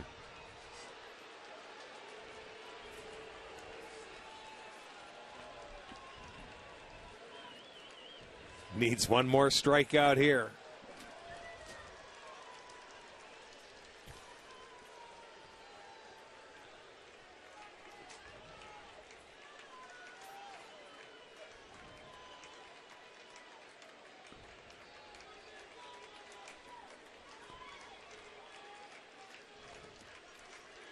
The 1-2. Got him. Looking. Oh, it backed up on him, and it fooled J.D. Martinez. That's strikeout number 8 for Carrasco. Wow, he came in the front door. Martinez didn't like the call. We've seen a couple of players arguing with Mike Everett tonight. Let's watch the sequence here. Good fastball away, didn't miss by much. He ran the two-seamer in. Another one, foul ball. There's a breaking ball in there. And then that one, was that a backup changeup? Or, I mean, was that thing just took off? Maybe a backup slider. That's what I didn't thought see it the was, speed. but yeah, I mean. Now a chance to get out of it with a ground ball double play. Castellanos fouls it back. I mean to tell you, Carrasco has got some huge outs tonight when needed. This could be a totally different ball game if he hasn't gotten the strikeouts when he needed them. Still a ways to go in this inning with one out.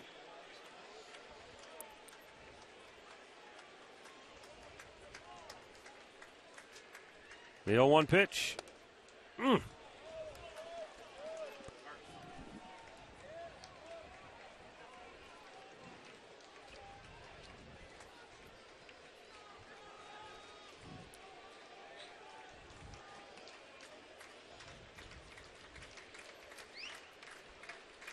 The 1-1. The Tigers tonight are 2 for 9 with runners in scoring position, but even that's misleading because those 2 hits didn't get a run home.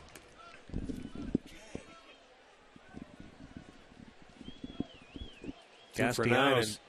He has 5 strikeouts in those counts. Castellanos had a single to load the bases back in the 2nd inning, and of course Victor Martinez the base hit here in the 5th, but with Miguel Cabrera running, no chance to score. Swing and a miss, 2-2.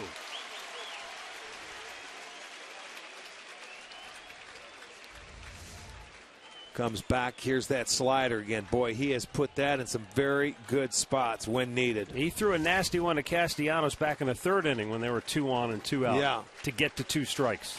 He could go for one more of those.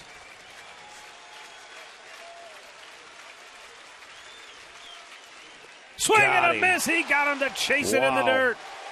9 Ks for Carrasco. I'll tell you what, you're watching a clinic going on right now. I don't know if you could pitch any better on how to get out of trouble than what Carrasco has done tonight.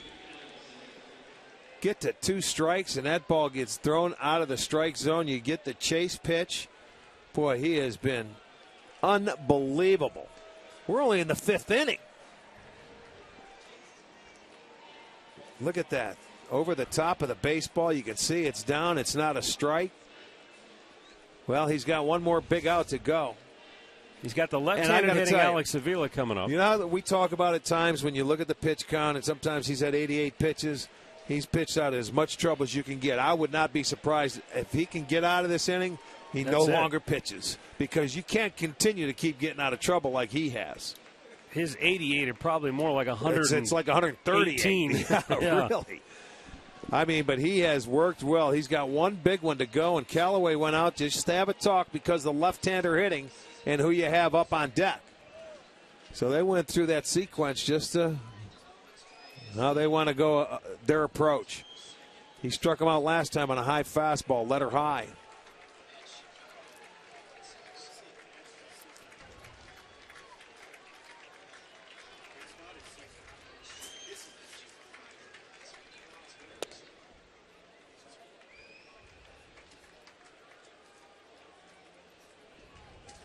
You know, another thing what's made it, I'm not saying made it easier, but maybe he's taking a little pressure off Carrasco is with the 2 guys on bases, they can't run.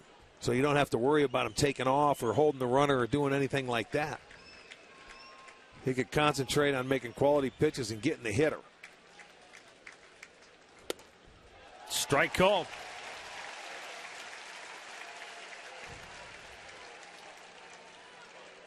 It's also been somewhat beneficial that he's been able to face Cabrera and Martinez without guys on bases, too, in front of them. Yes, that's true. That's the way you want to face those guys all the time. They're going to get their hits no matter where or what time you're facing them. 1-1. Down the left side, out of play. See if he elevates it again, Matt. Let's see if he goes with a letter high heater.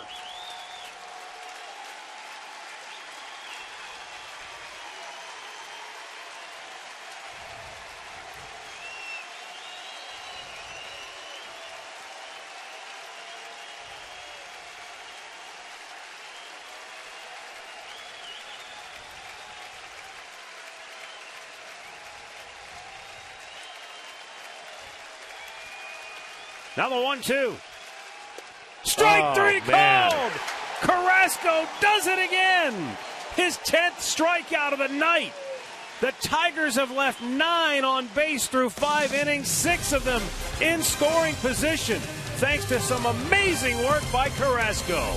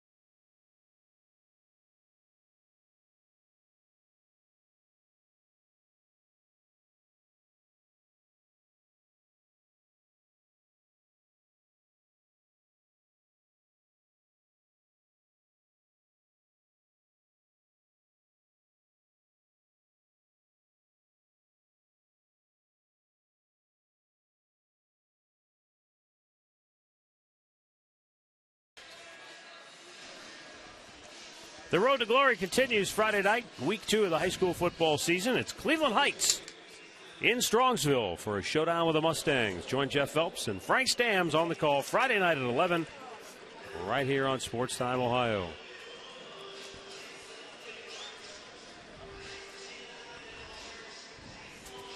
Top of the order for the Indians. So the first time through the lineup, they got the 2-run homer from Santana, and I said, let's see what they do second time through the lineup. Ouch. Yeah, 1 for 9. 6 strikeouts second time through. Well, right now, middle part of this ball game, it's time to score a run and give a little breathing room. Carrasco has been unbelievable to hold the Tigers at just 1 run tonight. He's thrown 72% strikes, speaking of Carrasco. Wow.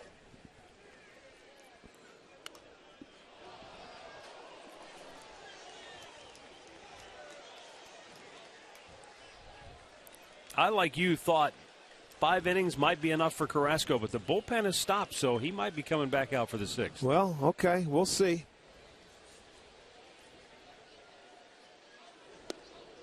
You never want to see a guy have to come out of a game the way he's pitching. It's just that he has exerted an awful lot of energy. He's made some just of the 5 innings. He's made some of the best pitches you can make in tight situations.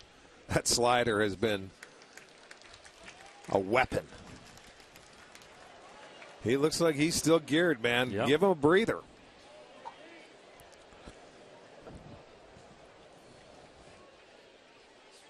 Two. Low and a full count. Bourne grounded out in the first and then struck out in the second with a couple of men on base.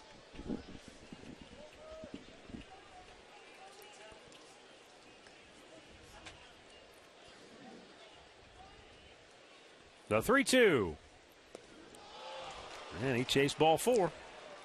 And that's 9 strikeouts for Lobstein. Wow, we've got a matchup going here. In-game recap brought to you by your Toyota dealers. Carlos Santana's 2-out, 2-run homer in the first on an 0-2 pitch with the Indians in front. Carlos Carrasco gave up 3 straight hits to start the second, walked in a run, and then just got filthy. He has struck out 10 Tigers on the night. And the Detroit team has left 9 on base. To right field. 2 away. Time for a Mazda game break. Let's go out to Al Pawlowski. Hey, Matt, Rick, let's head out to New York where the Red Sox right now are dominating the Yankees here off of Esmil Rogers. It's Mookie Betts, his 4th home run of the season. Red Sox in the lead now 7-1. They're in the bottom of the 5th inning in New York, Matt. All right, thanks, Al. Here's Michael Brantley, 1 for 2. Singleton scored ahead of the Santana homer in the first. Brantley was called out on strikes in the third, and he was not happy about it. He let Mike Everett know. And the replay confirmed that Brantley was right. Yes, you're right. It did. Michael's got a really good idea of the strike zone, his eye at the plate. You know, if it's borderline, he will swing and foul it off to stay alive. But that one was probably 4 to 6 inches off the plate.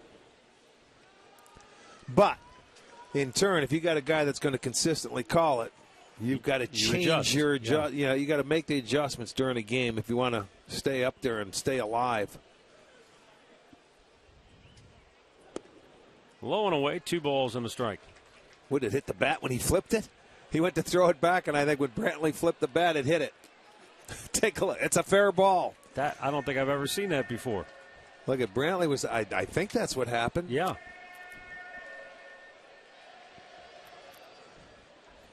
That was just plain strange. Here, take a look. Flip the bat. Boom. Hit the barrel. You know what? Even the catcher throws it. It hits Brantley's barrel. He still barrels it up. Doesn't matter who throws it to him. That's a magic bat. It's got a magnet in the barrel. If you ever hit kids, buy a Michael Brantley bat. You can't miss.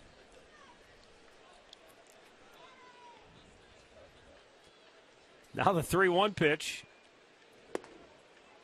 Ball there you 4. go. They got that one called right. 2-out base runner. We'll bring up Carlos Santana. Remember the movie It Happens Every Spring. That's where he threw the ball and it missed all the bats. Yeah, right. We'll do an updated version. Yeah, that's right. Make it an offensive version instead of a pitching version. Carlos Santana's 2-run homer in the first. The only runs of the night for Cleveland. Indians only have 4 hits in the game.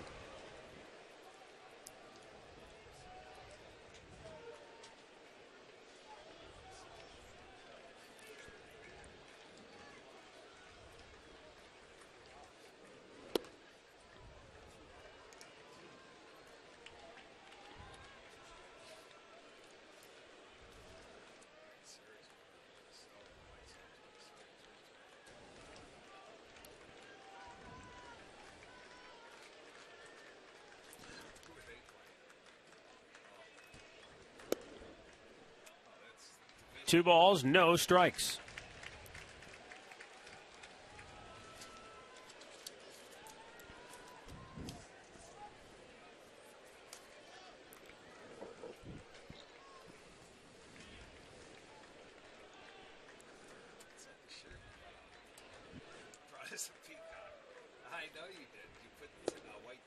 Bullseye, you got that one in there. Santana looked like he might have been taken all the way.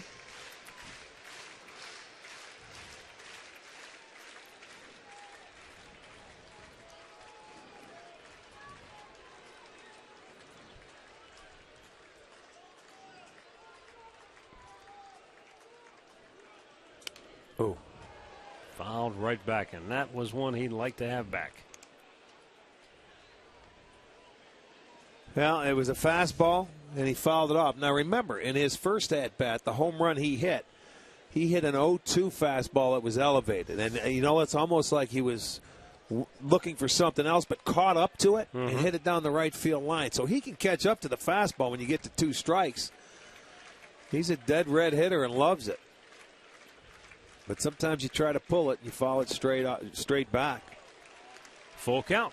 So Brantley will be off on the 3-2 pitch.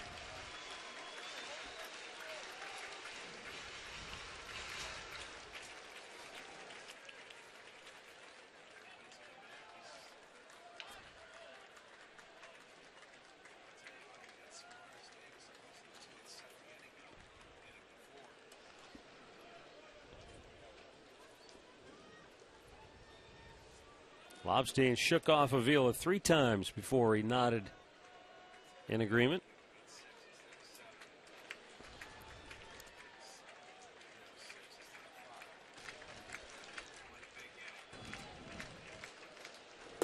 Strikes him out. That's 10 strikeouts for Lobstein. 5 complete. 2-1 Cleveland.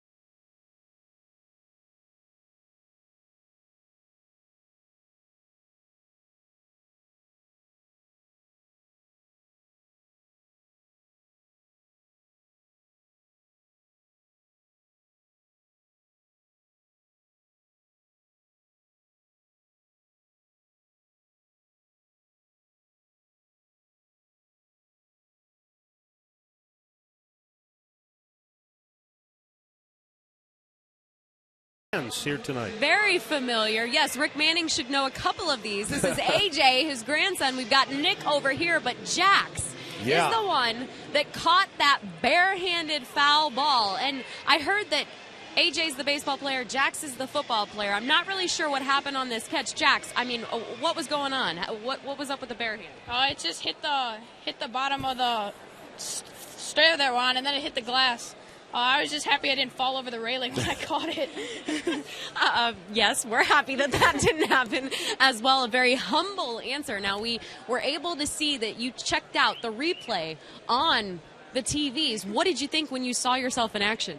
I was like, that's crazy. What did you think, AJ? I thought we were Sports Center bound. I think we still might be right now.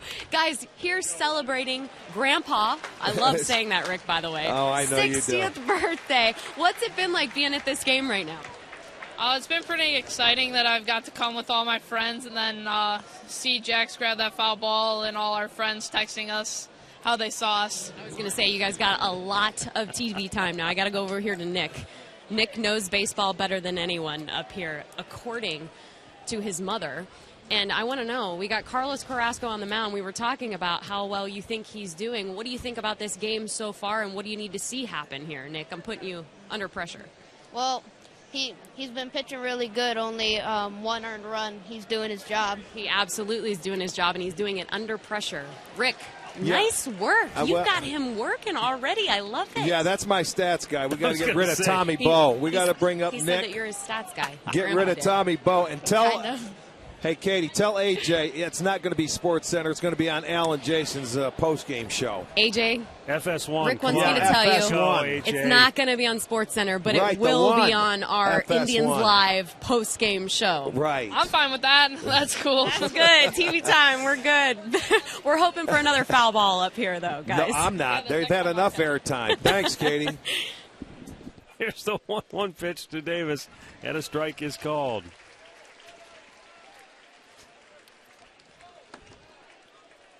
Well, she does good remembering the names. I've seen them for 4 years. I can't remember their names. Hey, you know your name. Get over here.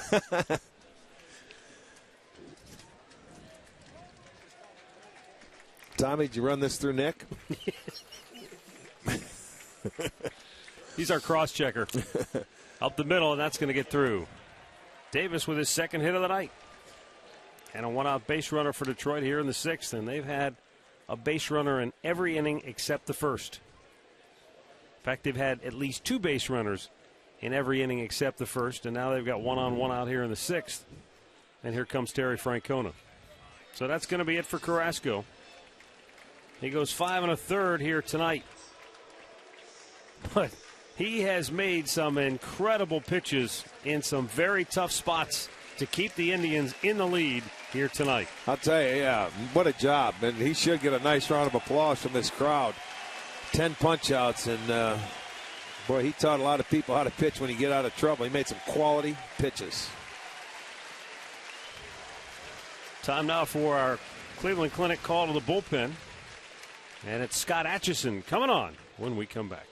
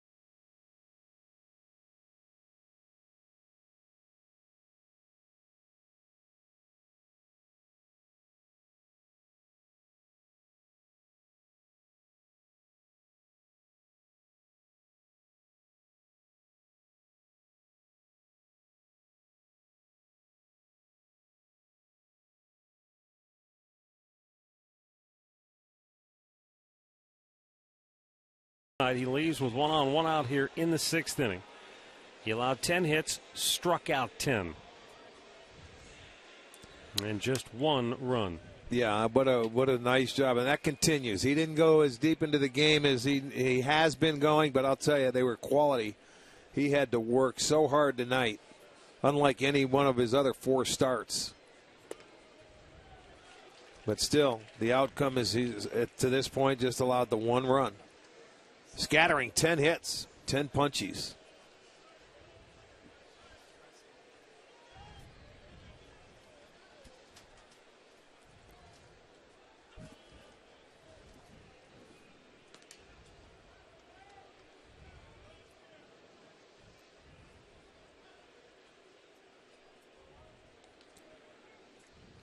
Davis, 32 stolen bases on the year.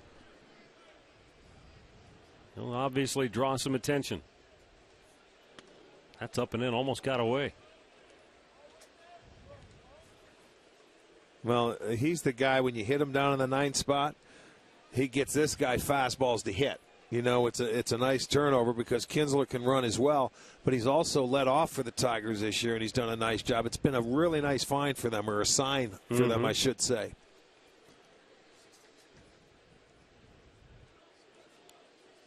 Davis takes off, and a line drive base hit into right field. He'll That's go to what third. we're talking about. And now the Tigers have runners at the corners with only one out. So they come right back and keep the pressure on all game long. And that's why you start the runner there, and Kinsler normally tries to pull almost everything. But here with him off and running, he takes the fastball the other way and does it to perfection. Goes first and third. Well done by both Davis taking off and Kinsler going the other way. So again, they are threatening with runners at the corners and just one out.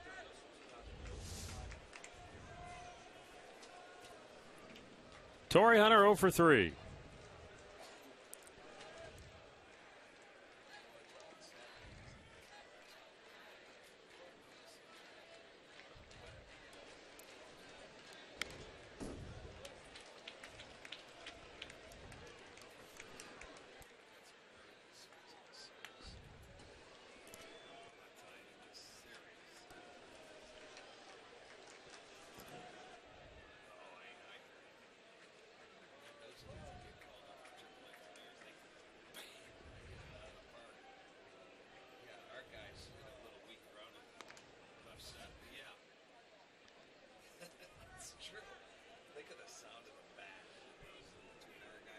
Torrey Hunter is 0 for 8 in the series.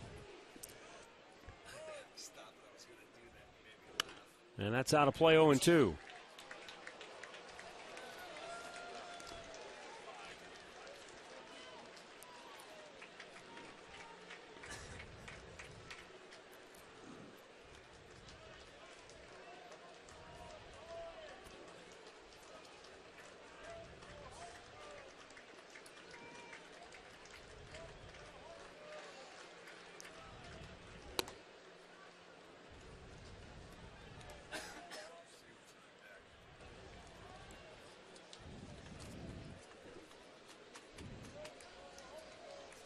For 5 strikeouts. Well, that's the thing. They haven't even been able to put it in play, and that was off Carrasco. I mean, that's what a job he did. That's hard to do. Grounded towards second. Kipnis, they get one there on to first. Got him. Double play! Oh, they pull the rabbit out of the hat and get out of another jam. Atchison induces a double play ball. Kipnis, the long flip to Ramirez. Ramirez fired it on to first. He didn't get a lot on the throw, but it was just in time to get Hunter, and the inning is over. Indians still lead it 2-1.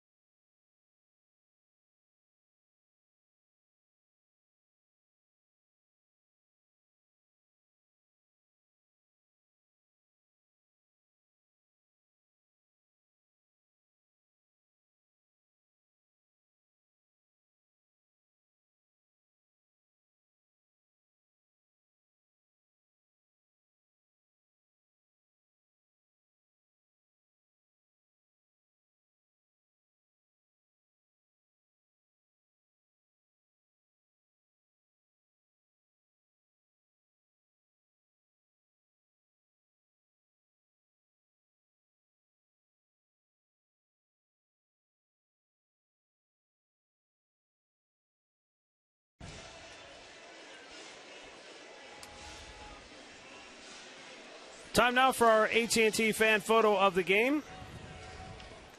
Remember, you can tweet your photos to us using the hashtag STOFanPhoto for a chance to have your picture shown during our telecast. It's all courtesy of AT&T. Yan Gomes to lead off for the Indians here in the home half of the sixth.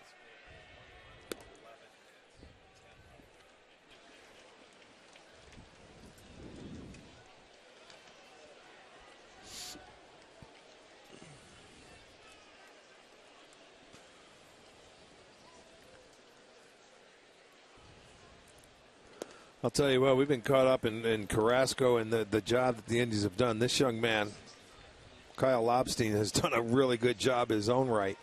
He made one mistake, a high fastball to Santana, and it cost him 2 runs, and that was back in the first inning. But other than that, he has given up just 1 hit. Got a piece of Avila on that foul. 1-2 the count. 3 years ago, Kyle Lobstein was pitching in Port Charlotte in the Florida State League. His manager was Jim Morrison. Not the lead singer of the Doors, but the utility journeyman. And he had some interesting things to say about Lobstein. Now, remember, that at that point, he's still just a young pitcher trying to figure things out. 1-2 delivery. He said, quote, pitching to contact is one thing, but he's pitching to contact with late life on the ball. He gets a lot of contact, but not a lot of solid contact. And he's very calm under fire. He never seems to let anything get him rattled. He's very methodical with how he pitches. And that's exactly, I think, what we've seen here tonight. Only we've seen a lot more swings and misses than we thought we'd see. Gomes is out number 1.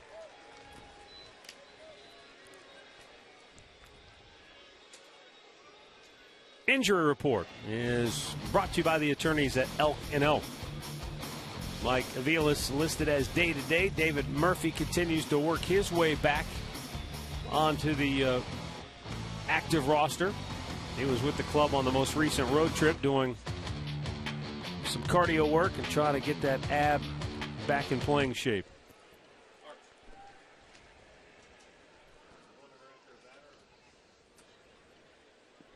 And Katie Witham has more on Mike Aviles and his status. Well, good news today, Matt. Mike Aviles passed concussion tests, but he's still experiencing some whiplash-type symptoms, so they were going to reevaluate him again during the game tonight. Regardless, they won't have to put him on the DL because it is September 2nd now with the call-ups. But other news, David Murphy with AAA Columbus being in the playoffs, he's going to head down and get 2 rehab games very soon with them. Well, that's good news as Jason Kipnis ropes one fouled on the left side.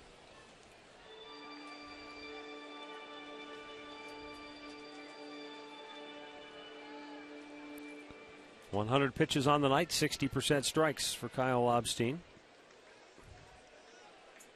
I think any manager will tell you, with young pitchers, you don't know what you're going to get. And so Brad Ausmus has got to be just thrilled with what he has received from his starter tonight.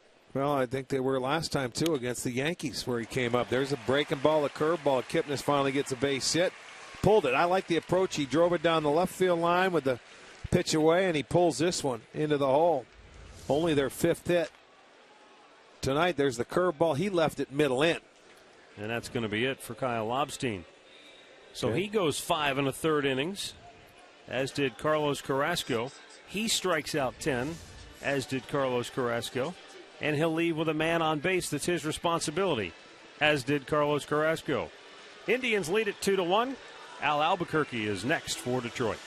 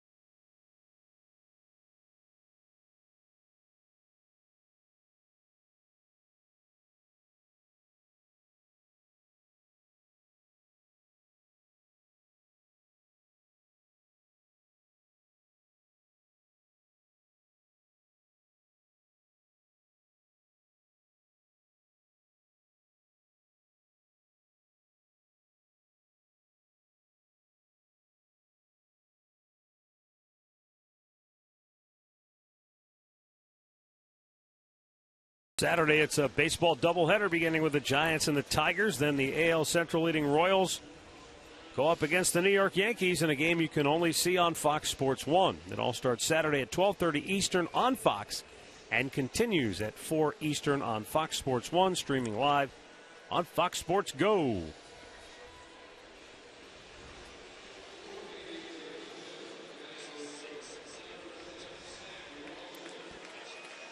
Going to get a pinch hitter now for Ryan Rayburn.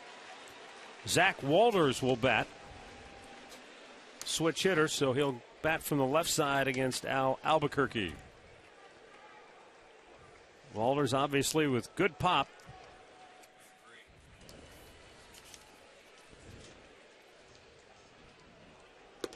Takes a pitch outside, ball one.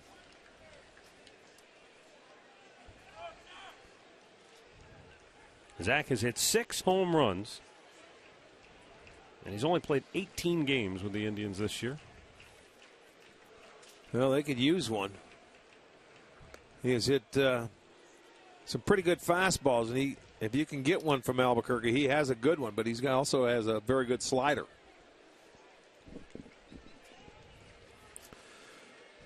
The Indians able to get to him a couple of times this year. We talked about it yesterday. Brantley had a home run, a walk-off against him, and he had a balk-off.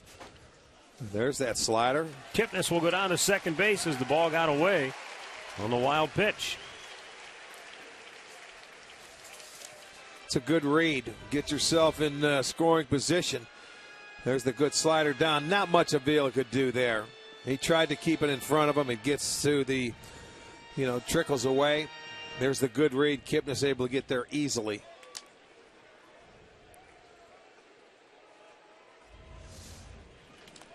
Now base hit can score a run.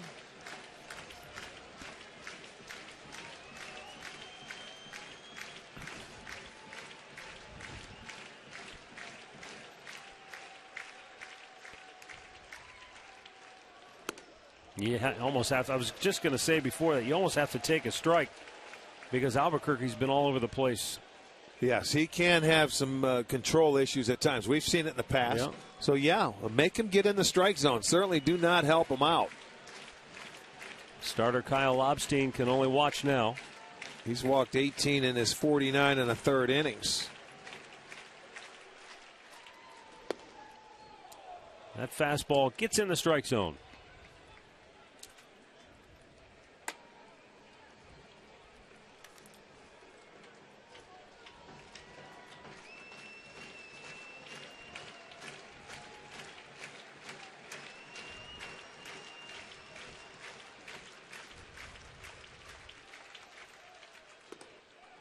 And Walters draws a walk. 2 on, 1 out. And up comes Lonnie Chisenhall, and out comes the pitching coach, Jeff Jones. Well, he's trying to get him back on track and throw strikes. Don't know if he's overthrown the ball, but he only threw 1 strike.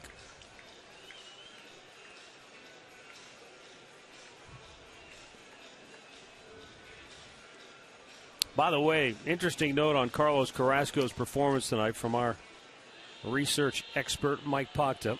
Carlos Carrasco is the only pitcher since at least 1914 to pitch less than 6 innings in a ballgame.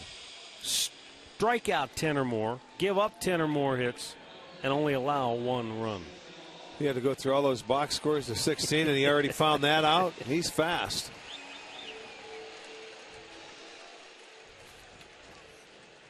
Like I said, usually when you go 5 1/3, there's not that much action.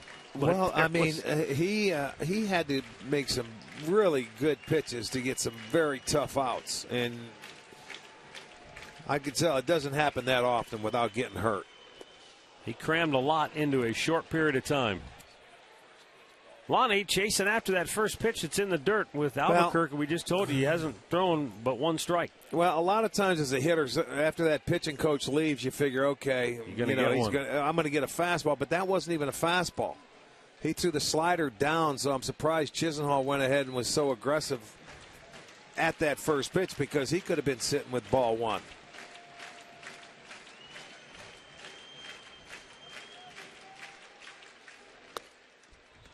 Now it's back to even. Well, Lonnie has been hitting everything in sight lately. 12 for 23 in his 8-game hitting streak coming in to tonight's action. Now Alex Avila wants to go out. You were just out there with the pitching coach.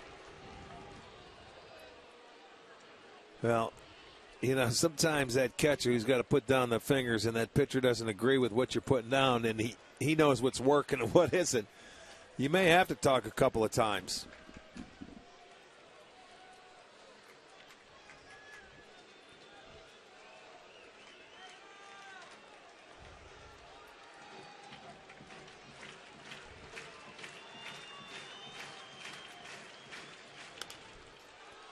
In the air, slicing out of play. 1 ball, 2 strikes.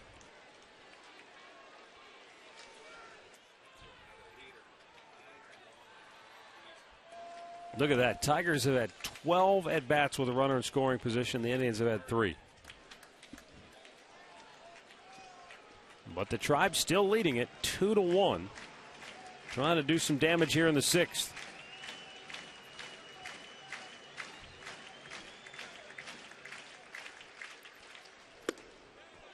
Up high, borderline, 2-2.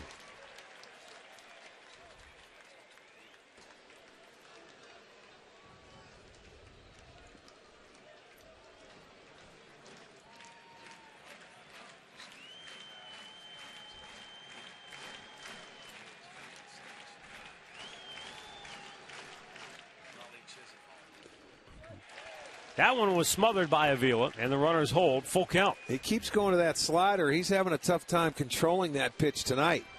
The pitch that Chisenhall fouled off was the fastball, but he continues to go to the slider, and he's got the full count. And remember, the first pitch of the at-bat, Lonnie helped him out and swung at that slider that was in the dirt. So that may be a very good pitch for him, but right now he's having an awfully tough time controlling it.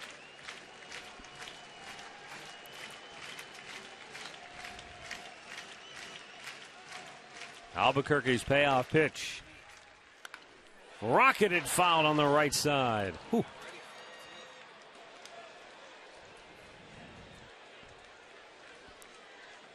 Well, not wanting to walk anybody, he came with that fastball and it looked like Chisenhall was sitting on it.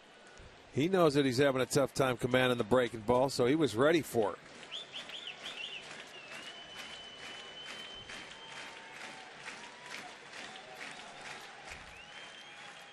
Again, the 3-2. Swung out and missed. The off-speed pitch got him. He finally threw one for a strike. It's almost like a backup. He didn't overthrow it. And it just sat right out there. Lonnie swings through it. That'll be out number 2.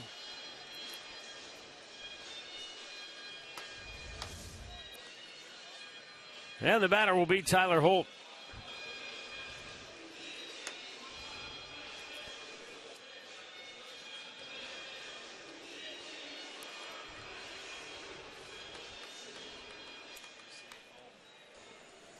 Tyler, an infield hit in the 2nd, struck out on the 4th.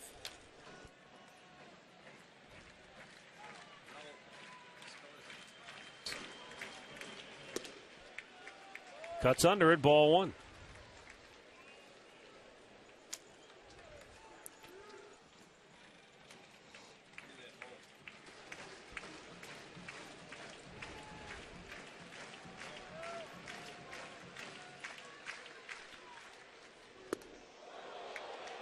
Two balls, no strikes. It's just confounding. Albuquerque, that breaking ball all over the place, but when he needed to, he's able to throw it for 1 strike to get Chisenhall. 14 pitches, nine balls, and 5 strikes.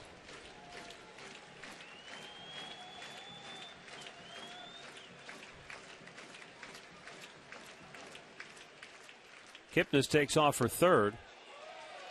No throw. Well, he had him read out there. He knows it. Took off. It's his 2nd stolen base of the night. He had it at 3rd base, and you could tell he was running on his own because over at 1st base, Walters didn't go anywhere. So Kipnis just read him. He wasn't paying attention, so you take the base. So now You got a 2-1 count. You got that runner in scoring position or over at third base, but that slider's been in the dirt. Yeah, exactly. So if you're Walters and you see it in the dirt, you can take off and go to second because they got to look Kipnis back first. Up high, 3-1.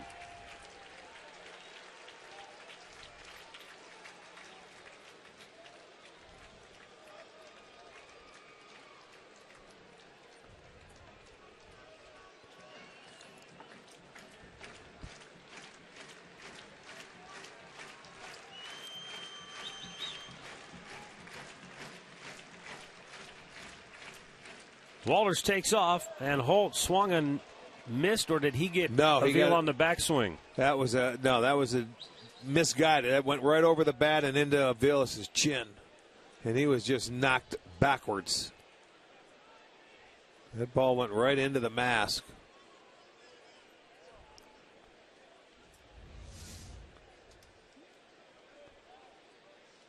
But look at that. Down. That was a direct hit. I would be surprised if he continues after seeing that. Especially with his history. I agree. I agree with you. I mean, because that staggered him. Catchers don't just fall down unless there's good reason to do it. I'll tell you what, over the years, when Avila's been back there, we have seen him take some. They're going to take him out of the game. Absolutely. For anything, for precaution, just to make sure he will be all right, and he will go through the tests, I'm sure. Boy, oh boy, that was a direct hit. Yeah, he doesn't look real good. He may, yeah. You talk about woozy and feeling dizzy. That, boy, oh boy. Holiday looks like he's going to come in. You know, all I can think of right now, Rick, sad to say, how many catchers over the years would just have sucked it up right there and stayed out through there. that, Yeah, and give maybe me a little time. Maybe get hit again, and then you don't know how much damage you might be doing. That's true. But I'm sure countless times it happened to catchers over the years. But now that there's so much information, so much more thought put into it, there's just no reason to take unnecessary chances. So Brian Holiday will come on now for Alex Avila. Yeah, he got his couple throws. He's ready, but you're right. He's not feeling very well. I could tell by just how he initially reacted. Like I said, catchers are tough guys. They don't just fall down. They don't flop. They don't. Right. They don't show anything usually. So for him to go down as quickly as he did, I had to believe that one really caught him he's square. Looking down there like he's still not seeing straight.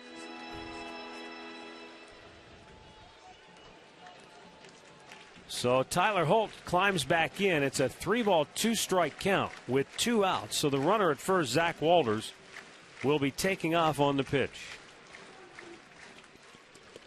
Inside ball 4.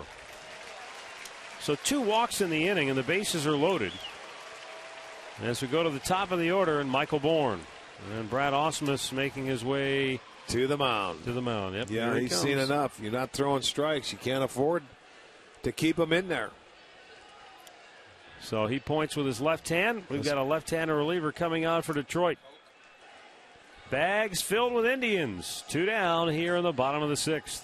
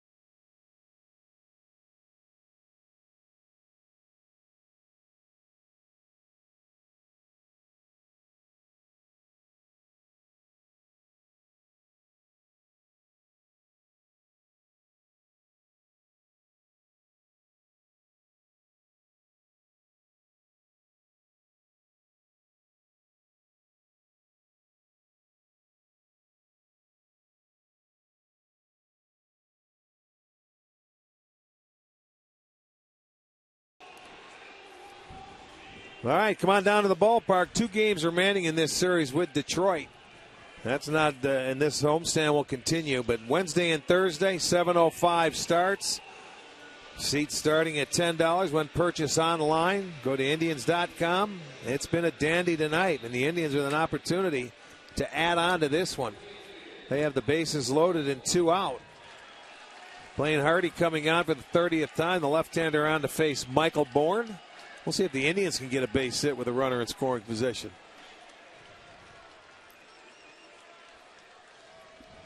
Well, let's see. Bourne is 0 for 3, has struck out twice tonight.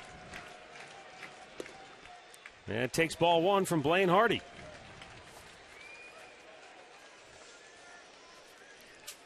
It was the Kipnis base hit and a couple of walks that have him loaded for the Tribe.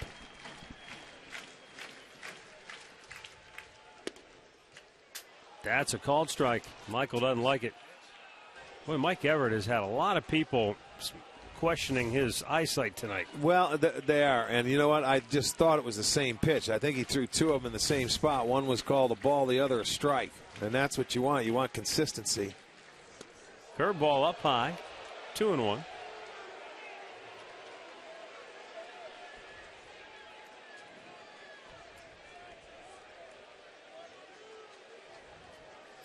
Boy. 2-1 Indians clinging to the lead. Trying to open it up here. Base hit here could go a long way. Get this crowd into it. Upstairs 3-1. Oh, bases loaded, walk works too. Yeah, sure does. It worked for Detroit earlier tonight. I'll tell you what, it's a big part of the Indians' offense when you can get walks. 2 in the inning.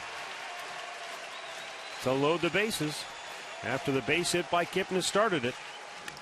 Bourne smokes one to center, but going back is Davis, and he will make the catch. Indians leave him loaded, and we'll go to the 7th, 2-1 Tribe.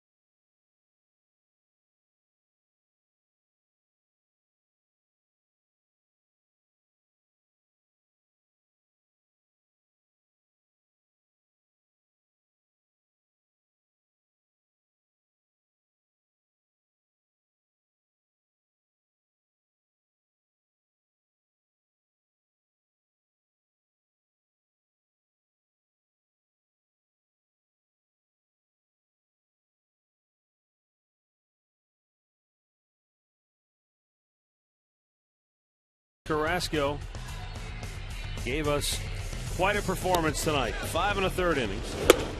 He struck out 10 batters. He gave up 1 run. He had runners in scoring position all over the place, but every time he needed to make a big pitch, he did. Yeah, we're just settling in. We got a lot of this ball game left. 7, 8, and 9 to go. Well, as you said, at that point in that 5th inning, you see, it's only the 5th inning, but there was so much involved in those first 5 innings, it didn't seem like it. No, it certainly did not. Miguel Cabrera takes a strike. He is 2 for 3 in the ball game.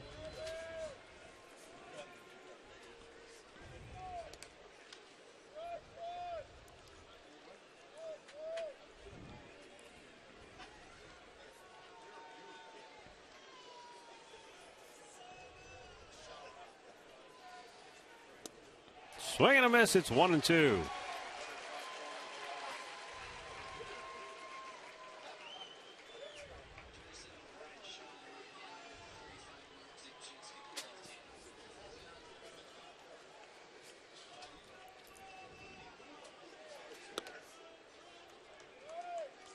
Tried to entice him with a high fastball, but Cabrera lays off. It's 2-2.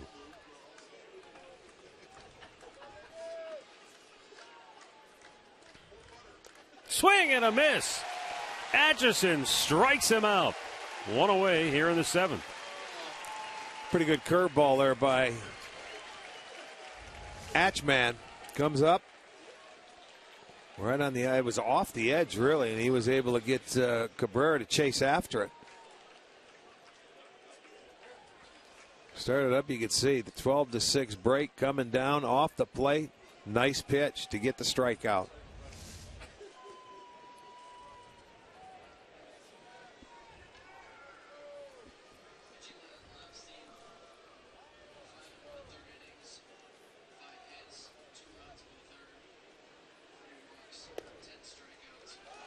And it's a strike called. Victor is 2 for 3 on the night with 2 singles and a run scored.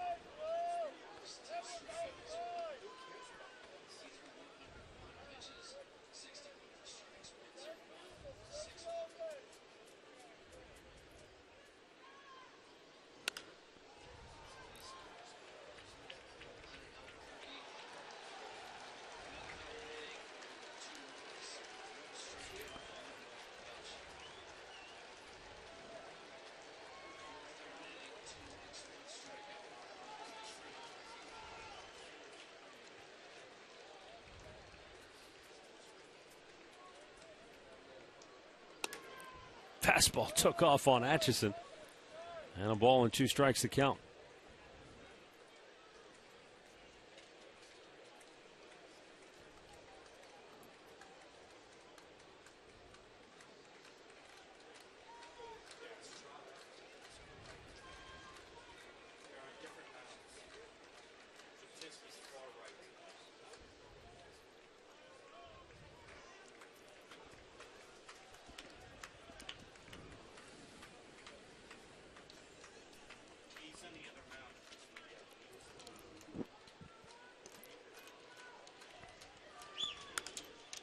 Just sliced it the other way. Look at that. Another hit for Martinez. That's his 3rd of the night and his 5th in the series, as he'll go into second base with a 1-out double. That's why Victor's a .330 hitter, because with 2 strikes, he can take you the other way. He can fight job. He doesn't have to just pull it and put the same swing on it. Look at the breaking ball, and that was down. He let it come deep into the zone and just goes the other way with it. That's just a great piece of hitting there by Victor Martinez. Down the line, his 3rd hit of the night. For Victor, his 28th double. He has 28 doubles, 28 home runs. And now J.D. Martinez, 2 for 3 on the night. Out of play.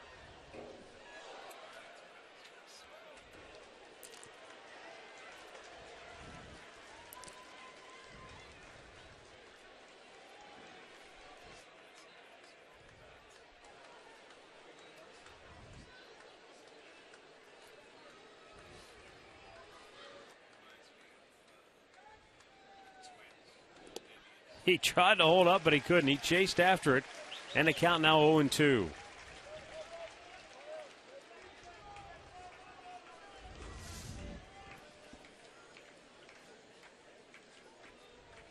Yeah, he saw it, and then all of a sudden it disappears, and he couldn't hold up.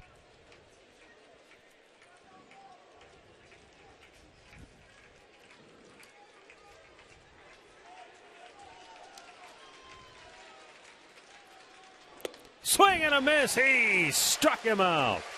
Scott Atchison with his 2nd big strikeout of the inning. And the Tigers' futility with runners in scoring position continues. They're now 2 for 13 on the night. 2 for 13. Let's make this our McDonald's. I'm loving it. It's a dozen strikeouts by Tribe pitching, 10 by Carrasco. This is the 2nd for Atch in the inning. And well done. Runner in scoring position again. Nick Castellanos 1 for 3 on the night.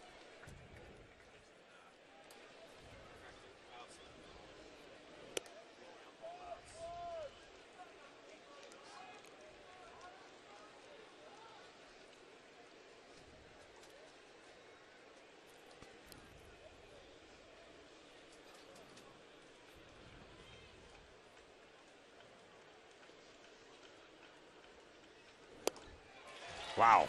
Big rip by Castellanos, but he came up empty, and it's 1-1.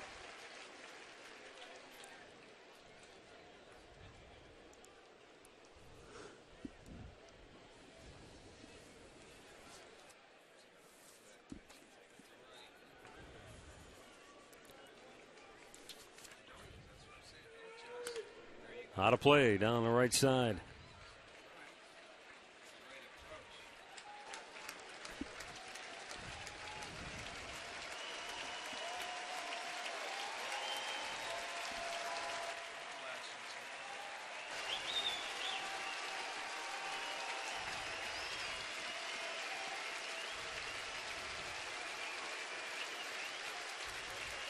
The right-hander checks the runner, the 1-2 pitch. Did he go? They appeal, he did not. And it's 2-2. Everybody was in full throat, ready to let loose. Yeah, you get caught up into the situation here, but check it out from the side. He didn't go. You want it, you want to get it called, but he held up.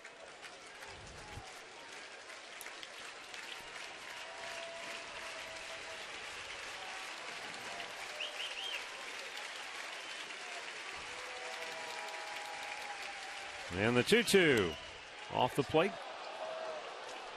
Full count.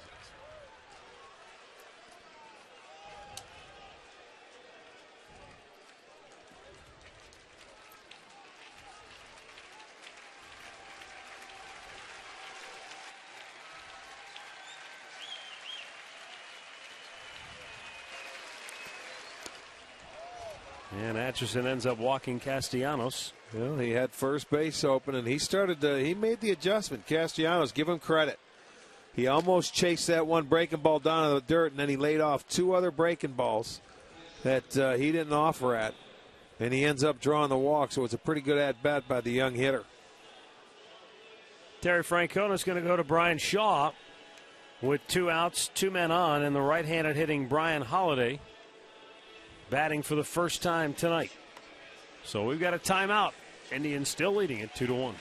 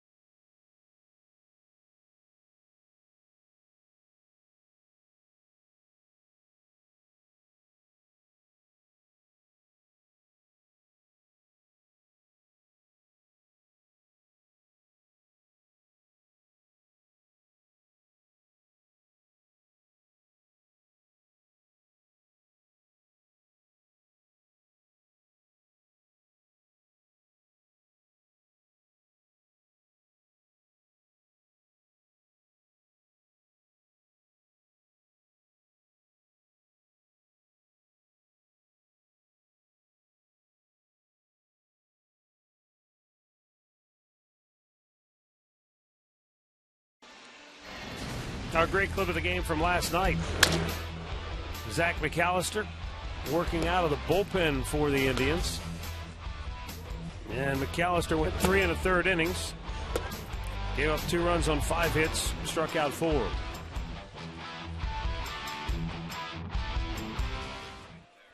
Brian Shaw will come on now for the Indians.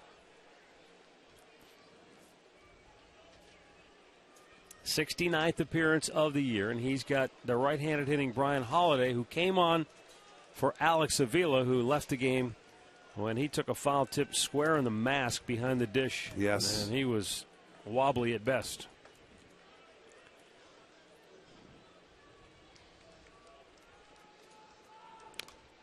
Pulls it foul.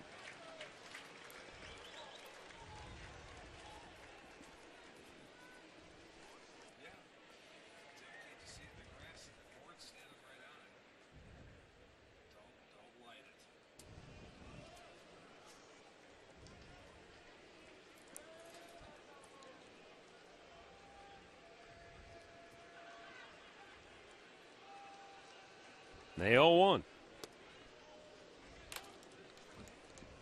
Interesting that that wasn't like a fake, I'm just going to show bunt. I think he was committed to it if it had been a strike with 2 outs. So that's, you got the tying run on second base. You got to get a base hit here.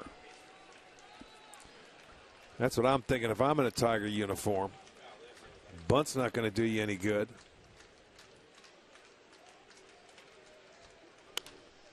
Pulls it foul. And a count 1-2.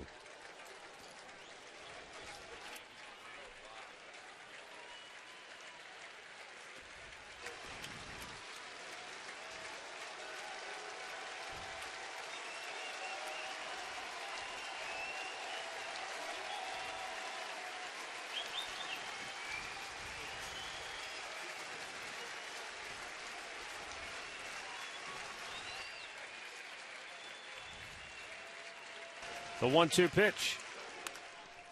In the air left field. Michael Brantley says, I'll take it.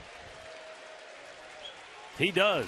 The Tigers strand 2 more, and we've reached the 7th inning stretch with the Tribe on top 2-1. 7th inning stretch brought to you by Spitzer Auto World. Life is hard. Buying a car shouldn't be.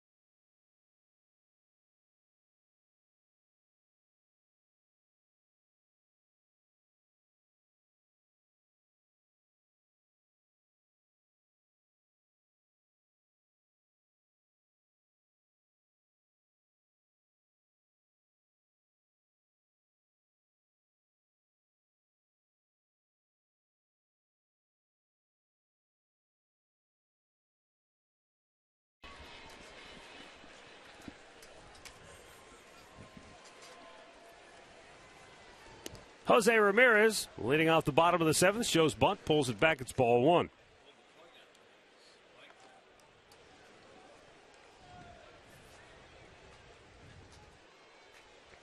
Oh for 3 for Ramirez tonight. 0 for 7 in the series.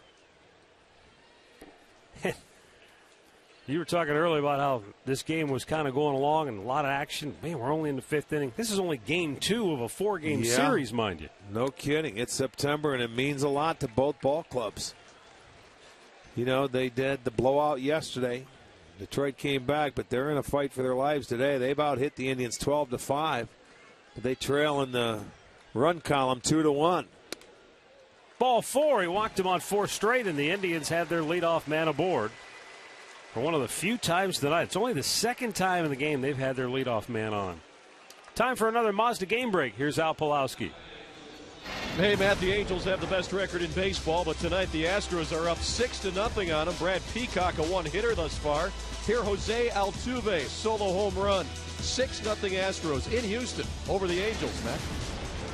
All right, so Altuve trying to stay ahead of Victor Martinez in the batting title race. That's Murph's guy, Peacock, with Houston. He's a proud guy. Yeah. Michael Brantley, a single, a run scored. He's also walked tonight.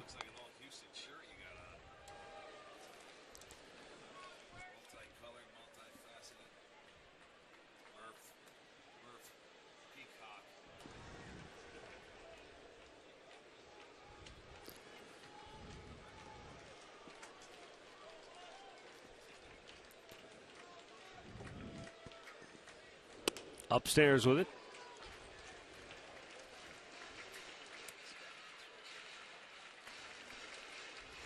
And here comes Jeff Jones, the pitching coach.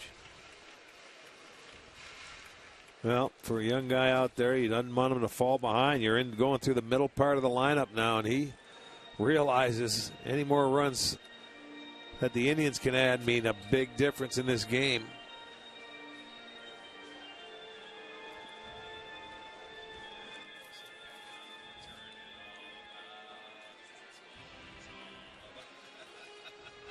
You know, it's funny. You think about all season long, Rick, the Indians with a lot of arms in that bullpen. And yet, with the September call-ups, it's Detroit. They have 11 pitchers sitting in their bullpen. The Indians only have 9. Well, they're trying anything and everything. They've changed them all year long. Got him. Ramirez is called out. Sandy Alomar is begging to differ with first base umpire Tom Woodring, and here comes Terry Francona. I didn't know if he was talking about maybe a balk move, but he must be talking about he didn't touch him because Terry coming out. And he's going to react after the what Sandy had said, so they're going to look back and see what they think on their own monitor. Time for Greg to go to work. They're going to take a look at it. Yes, they are. We'll see if we get a good look at it. This is our only look. He's the quick step-off move. Now, the ball beats him. Did he get the tag on that arm? It's going to be in this area, you know, on the backside of the arm if he did touch him before that hand got to the bag. Now, I don't know what looks they're going to have. I think that's the only look we have.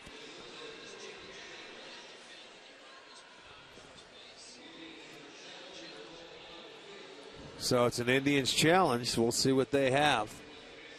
That was hard to tell from that angle for us.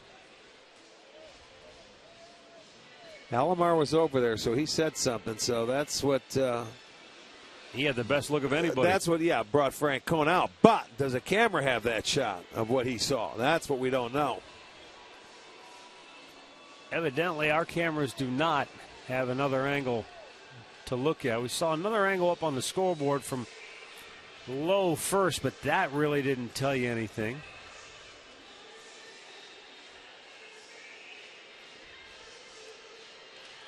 I think the problem in this instance, Rick, is there won't be enough video evidence, I don't think, to overturn it. Well, from what? I'll tell you what, that low first angle, that might be enough to overturn it. Again, I'm looking at it from, 1,000 feet away from that thing? At the scoreboard, that's...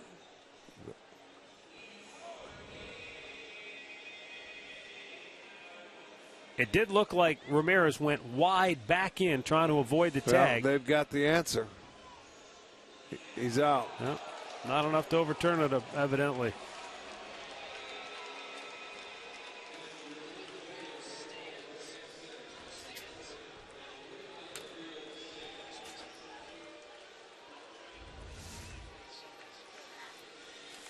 So Ramirez with the quick step-off move is caught off guard. It was close. He was called out. The Indians challenged, and the call stood. So, 1 out.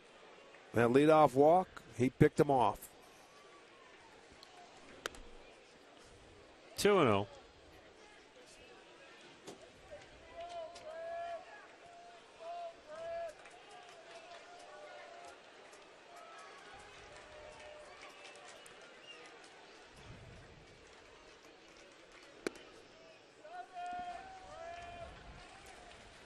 Three balls, no strikes.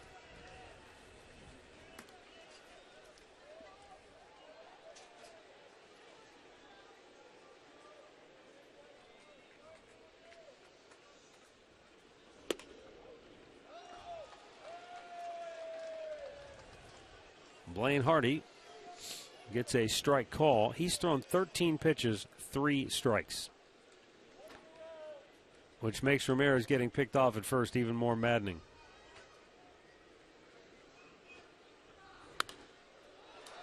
Pop back. Hey, birthday boy. Oh, just not thought carrying. Maybe you were going to get one. Not carrying. Everything back else this is going way. your way. Not carrying this way today.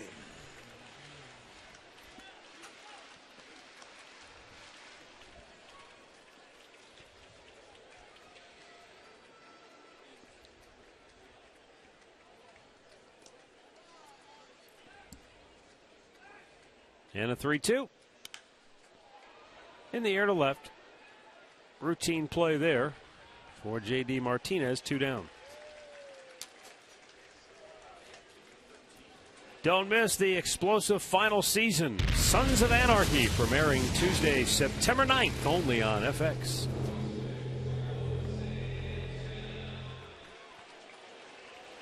Carlos Santana gave the Indians a 2-0 lead in the bottom of the first with a 2-out, 2-run homer on an 0-2 pitch.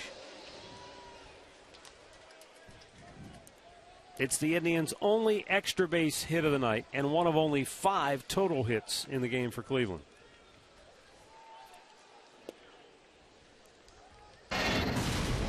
Watch this high fastball. 0-2 count now. Nigel, an 0-2 pitch that he was able to keep that ball fair, tracked it deep into the zone, and hit it the other way. Second time this year from the right side he's been able to do that.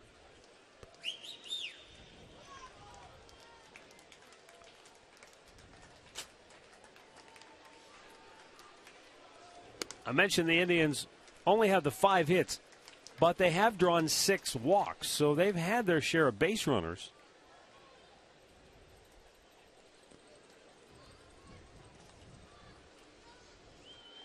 Indians have left 8.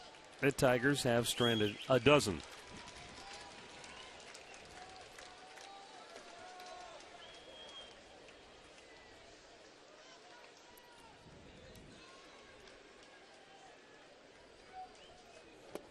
Ball 4. Another walk. That's 7.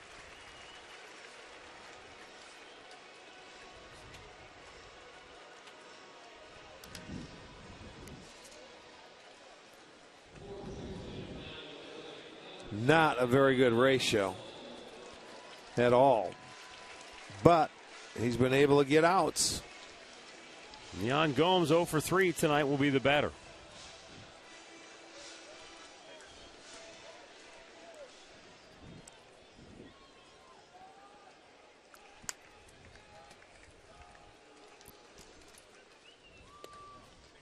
Gomes takes a strike.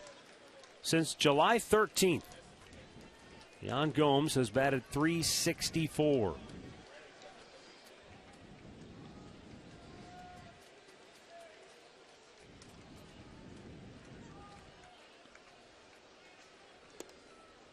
In off the plate to even the count.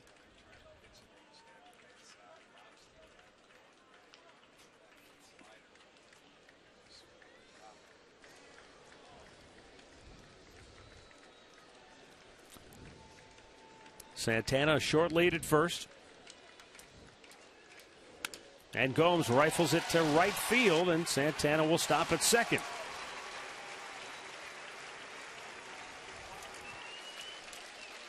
So 2 on and 2 out, and Jason Kipnis will be coming up. Let's see if this is a changeup that he leaves up. He left it up in the zone, and Gomes does a nice job of taking that ball the other way, inside out. It helps because it's elevated. So he gets the 6th hit now for the Indians. So they throw another runner into scoring position now, trying to score with 2 outs. And Osman's going to make another move. He's going back to the bullpen. He's going to bring in a lefty for a lefty to face a lefty. Phil Koch, maybe? All right, timeout, pitching change in the 7th. 2 on, 2 out. Tribe on top, 2-1.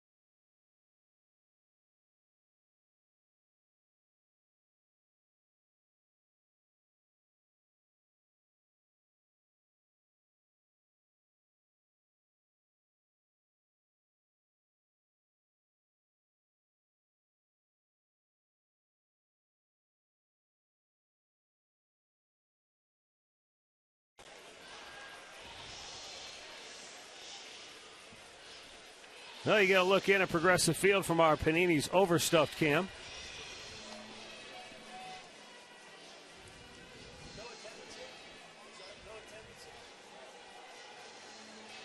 Indians with a 2-1 lead. And left-hander Phil Koch coming on now for the Tigers. Well, I think Osman's a guy he can trust a little bit more than Hardy out there, so he brings another left-hander in, throws a little bit harder, and Phil Koch to face Kipnis.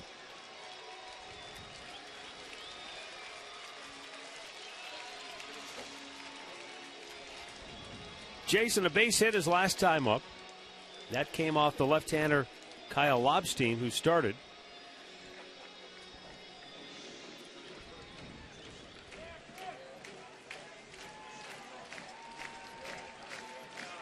Koch in his last 5 games has worked 5 2/3 innings. He's given up 1 earned run.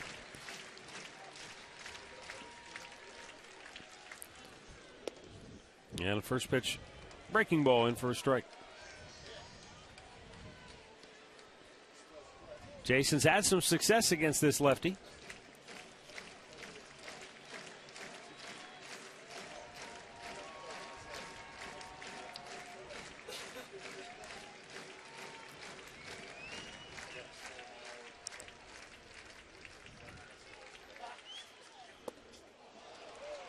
And it's quickly 0-2.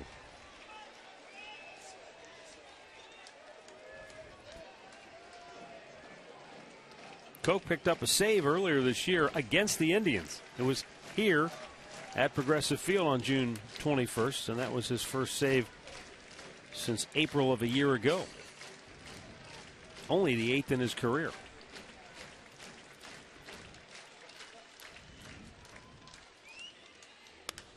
Jason in the air to right field. Torrey Hunter makes the catch. We'll go to the 8th. Still 2-1 Cleveland.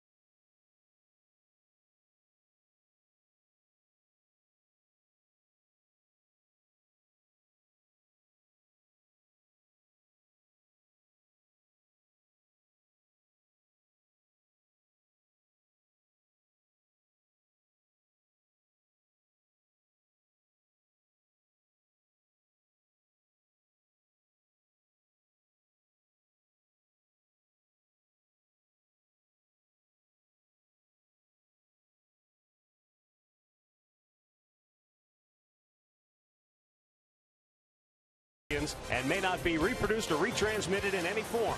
And the accounts and descriptions of this game may not be disseminated without the express written consent of the Cleveland Indians.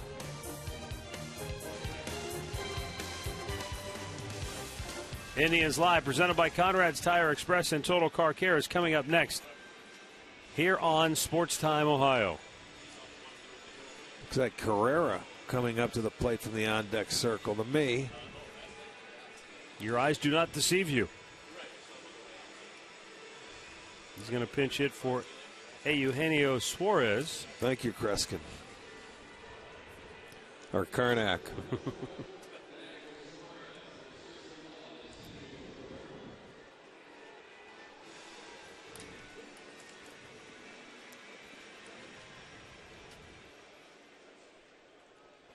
Brian Shaw got the last out on the 7th.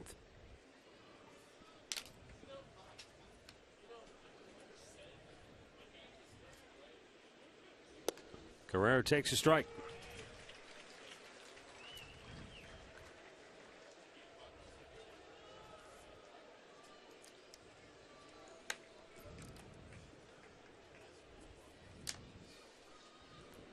Tried to bunt. Boy, I thought he jabbed at it. They say he pulled it back. Yeah, they didn't even ask for help.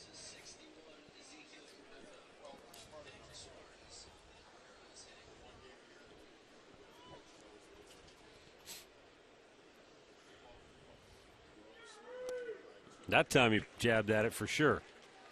And it's 1-2.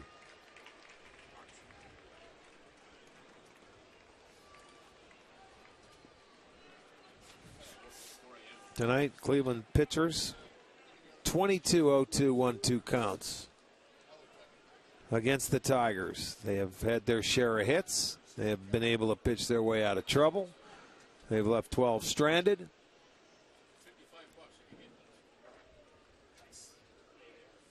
The 1-2 pitch. Pop foul. Chisenhall can't get there.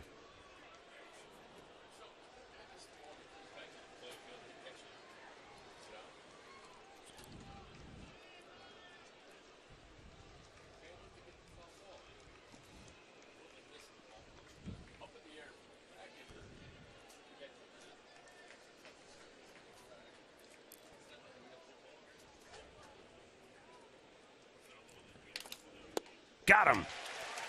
Shaw strikes him out. One down here in the 8th.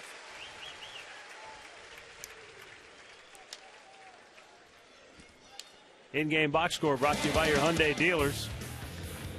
Tigers have a lot of hits. They've had a lot of base runners, but they have not been able to hit in the clutch with runners in scoring position. 2 out of 14, 8 strikeouts.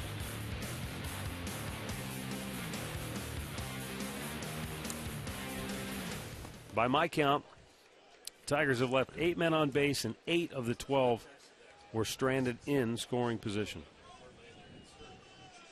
Rajai Davis, 2 for 3, a single and a double on the night.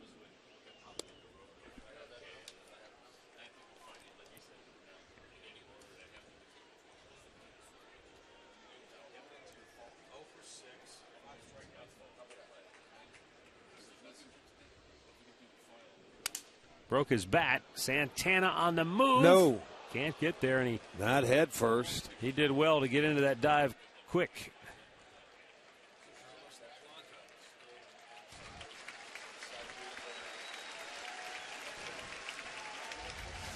Yeah, you don't want to go towards the stands head first. I know you want an out, but not that bad.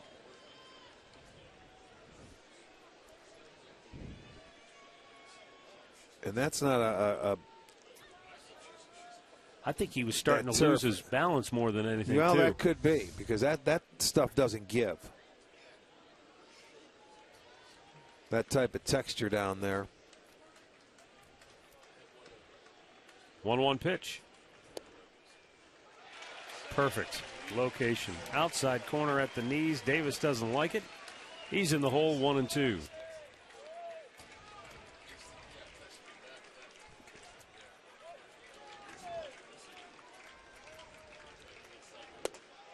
Oh, my. No call on a beautiful pitch from Brian Shaw. Well, he's sitting in off the plate. It looked like it might have been a little bit in, depending on where you're sitting. Those cameras are a little off center. Out of play.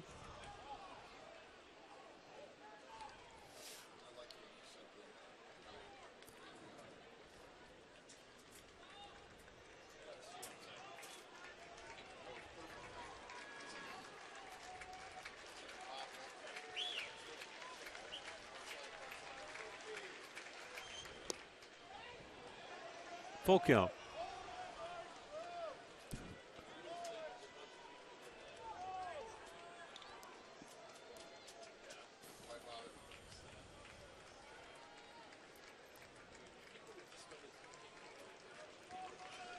Ian Kinsler waits on deck.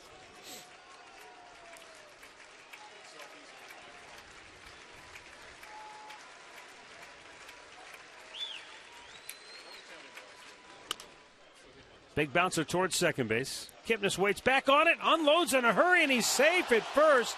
At least that's the call on the field. I don't know. I thought he was out just on the naked eye. Well, he laid back on the ball. He was started to come in. When you have Davis, watch where he's playing. He runs in and then stops, and then has to wait back for that second hop, and that gives that speedster an opportunity to get down the line. Awfully close at first. You see where he had to wait back instead of continuing to come in. Wow, close. Can't challenge. Well, you could ask, but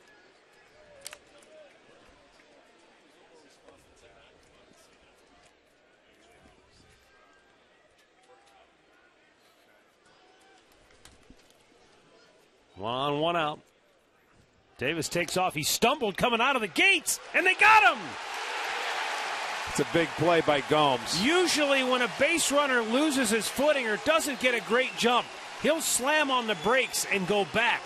Davis, though, kept on going towards second base, and maybe that slight bobble in his step cost him.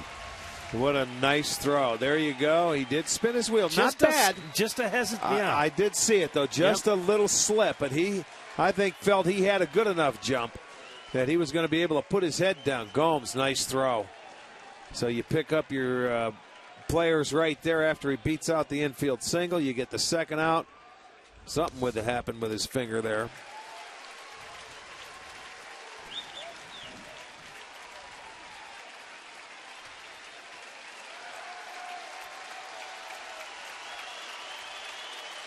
Two down on the 0-2 pitch to Kinsler. Upstairs with it.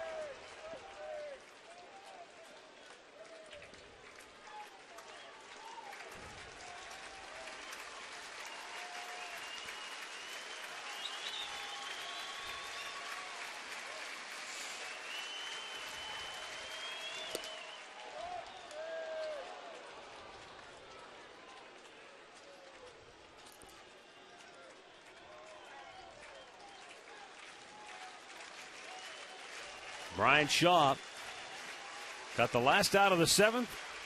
Looking for the final out now here in the eighth. Back out of play. Kinsler stays alive.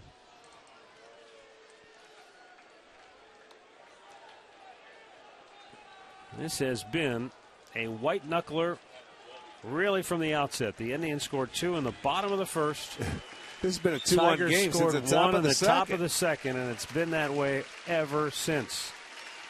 And the 2-2. Squibb towards first. Santana will glove it, and the inning is over. Terrific work once again by Brian Shaw and the Indians bullpen.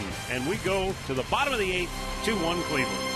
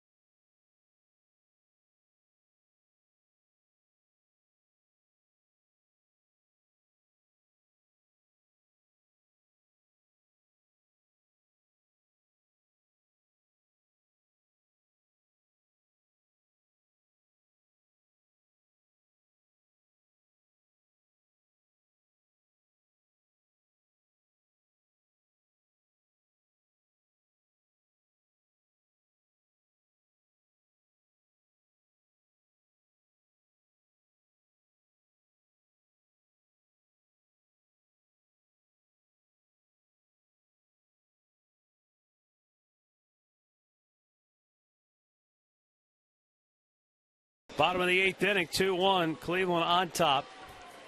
And Detroit will call on Andrew Romine to take over at shortstop. Phil Koch, who got the final out of the 7th, will stay on here to start the 8th.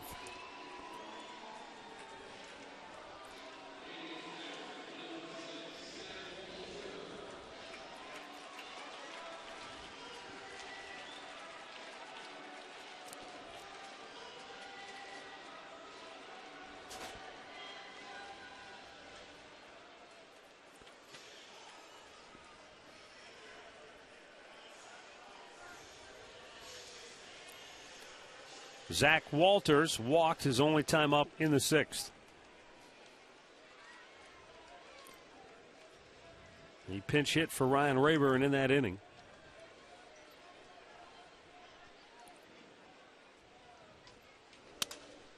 And a one hopper to second baseman Ian Kinsler. One down.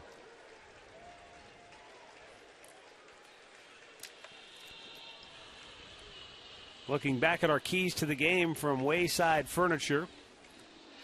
The middle part of the lineup for both teams we thought would be something important to watch. Well, the Indians got a 2-run homer from Carlos Santana, and that's the difference in the game.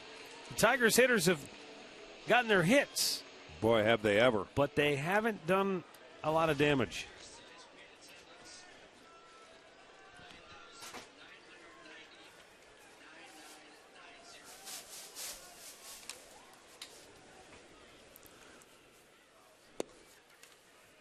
Outside corner called a strike.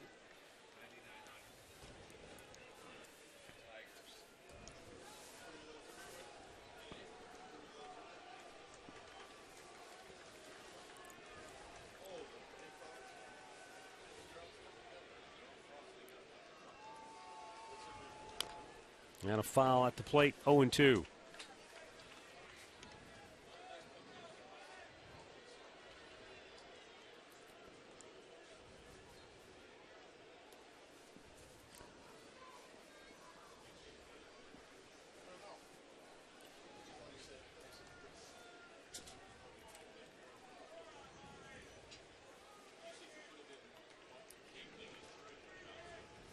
Koch delivers, and it's in the dirt.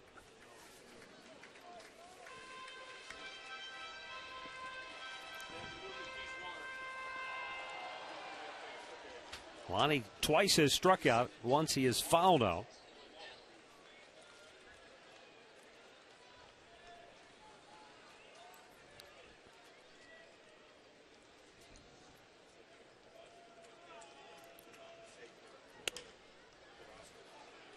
Bloop toward left. And a nice running catch made by J.D. Martinez, 2 away.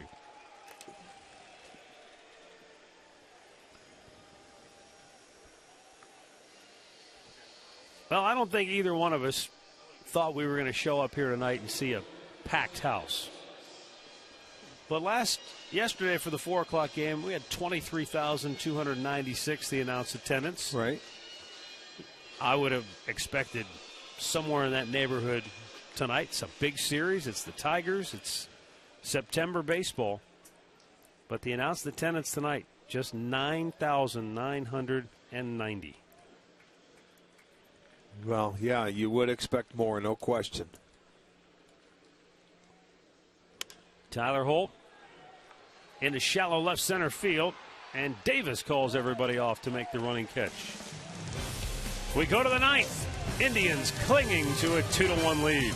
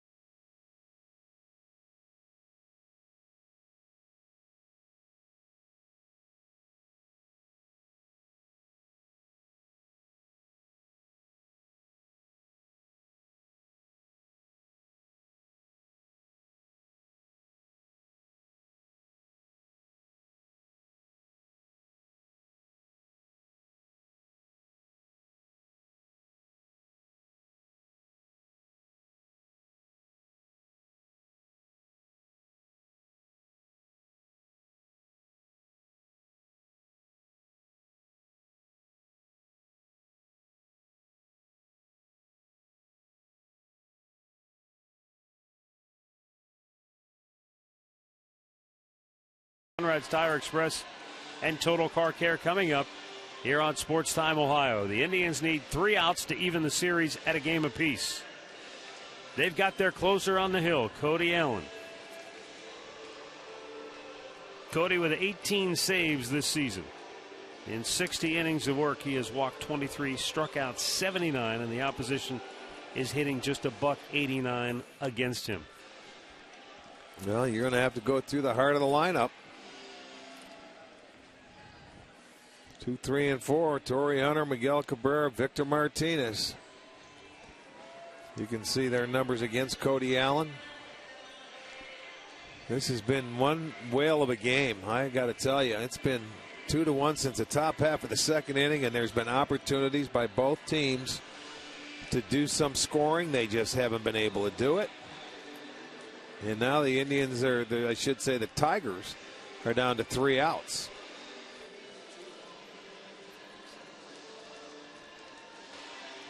The last time Cody Allen was on the hill, he was trying to protect a 2-1 lead, and that was in Kansas City Sunday night. And Alex Gordon tied that game with a home run. Here we go. Allen deals. And a fastball over the outside corner. No, it's wide of the mark, ball 1.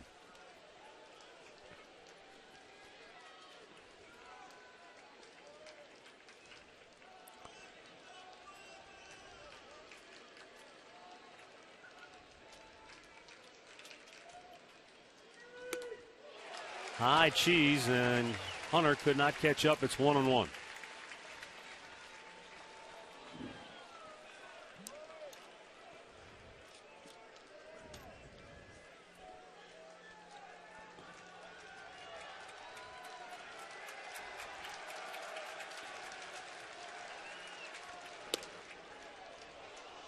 Just off the plate, 2-1.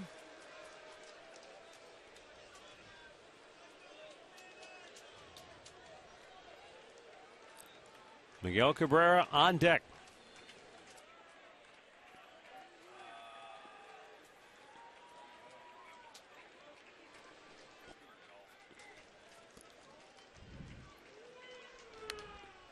And a foul right back.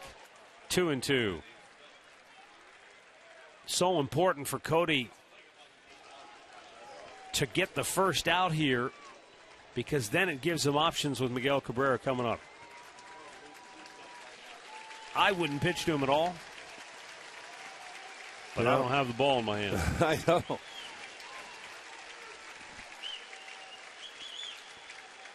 Now the 2-2. Breaking ball hung upstairs, full count.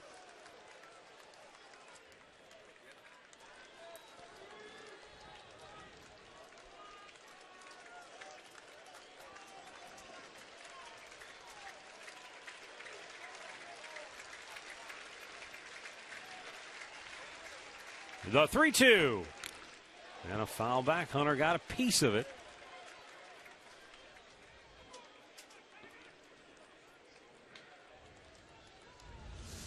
Just enough. And it goes off the glove of Gomes. Just the top of the glove, and you see it deflects back over his head. Re-rack it, do it again.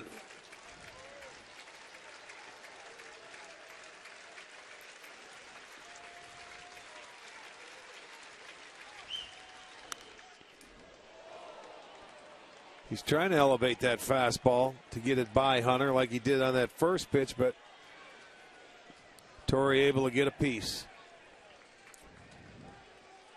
This will be the 8th pitch of the at-bat coming up here.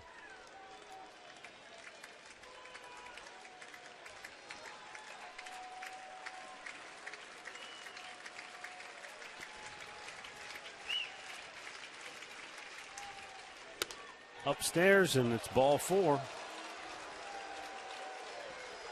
And now it makes it a lot more difficult with Miguel Cabrera coming up here, because you can't just say, let's put him on and walk him. This was earlier this year. And Miguel Cabrera got a game-winning hit in the 10th inning off Cody Allen.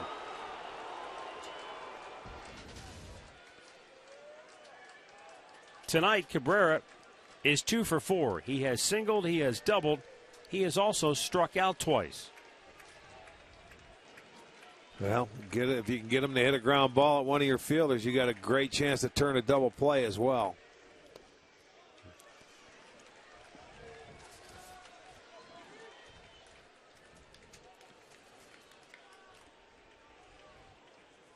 He has grounded into 18 double plays. Gomes wants to talk to Allen.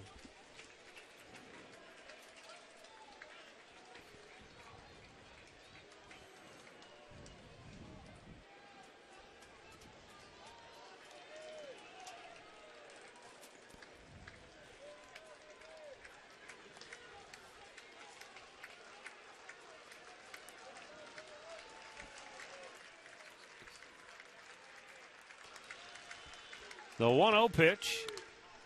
Popped back out of play.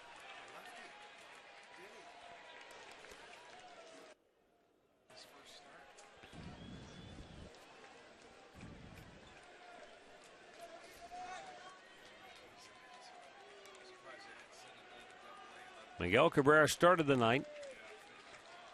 9th in the American League in batting average. 4th in runs batted in.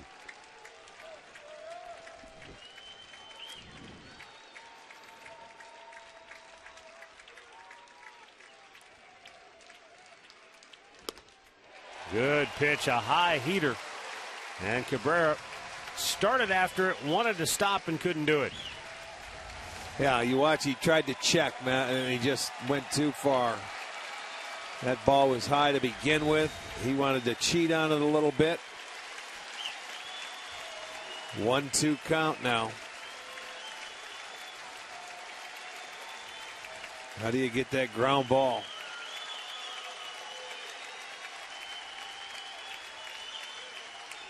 Bounced it in front of the plate. Gomes with a heck of a block. No question. That ball was way out in front of the plate, and he did a beautiful job just to keep it. He went as hard as he could with that curveball. How tough is that job as a catcher when you know it's down in the dirt and you got a guy on first base? The tying run that you've got to keep it in front of you any way, shape, or form and not let that guy get to second base. That's a great job.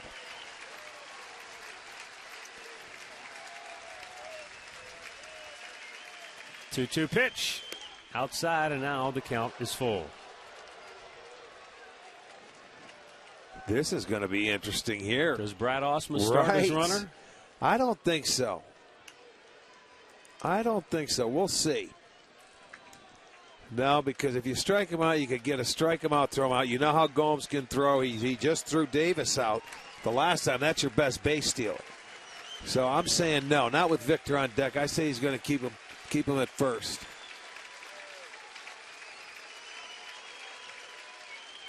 Fouled right back, and he was not going.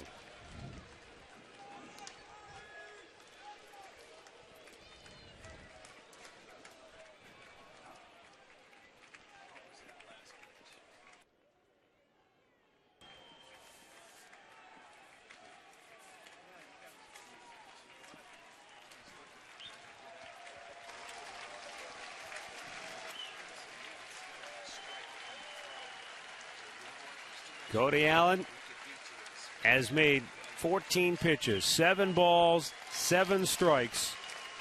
And now the 3-2 to Miguel Cabrera. Right back up the middle, a base hit. Now the first 2 Tigers are aboard here in the 9th. Well, this guy can just flat out hit. He went up with another high fastball, and he just went right back up the middle. Let's take a look. They want it down and away, and there you'll see it's Broadway. It's middle. And he hit it right by Cody Allen into center field. That's 14 hits now. So they have first and second, nobody out, and you've got to face Victor Martinez. Big Steven Moya will come on and run for Miguel Cabrera. Got his first major league hit last night in his first big league at bat.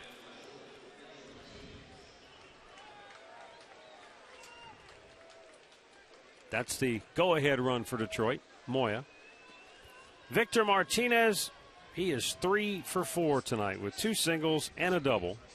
5 hits in 7 at-bats in the series.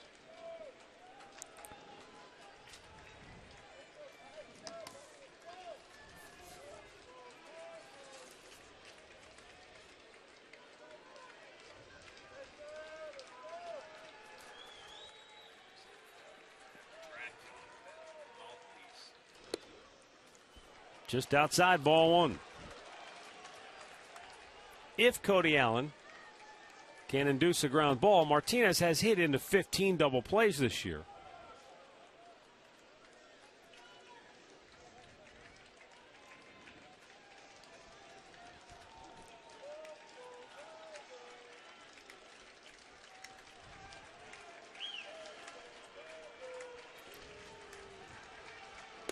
Low 2-0. And the Indians bullpen has got some scurrying out there. Looks like we're going to get some action.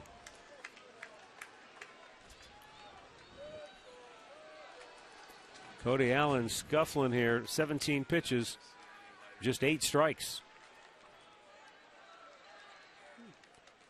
Right-hander, left-hander getting loose for Cleveland.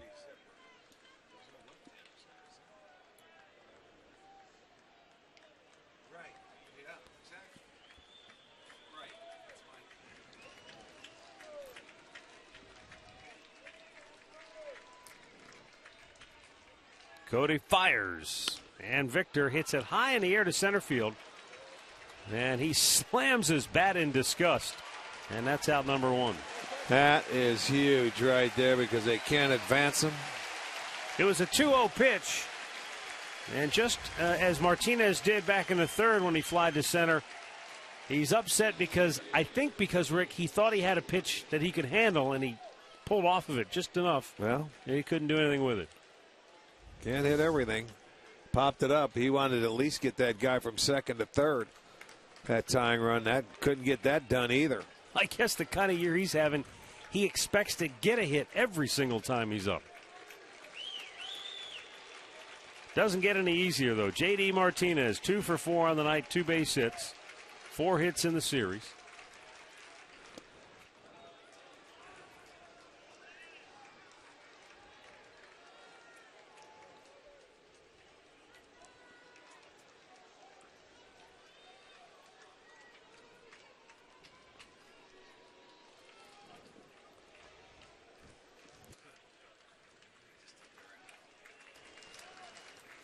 J.D. Martinez with Nick Castellanos to follow. Both right-handed bats. 2 on, 1 out in the 9th.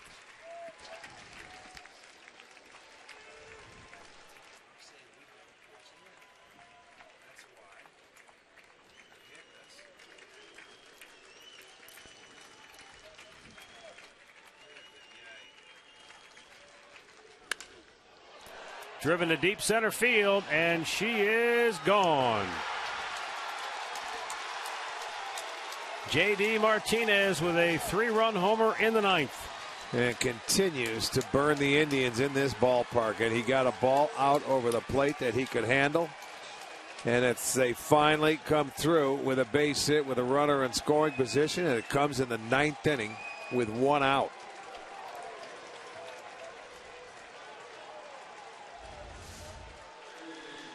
There got it is. A fastball out over the plate. Crushed it.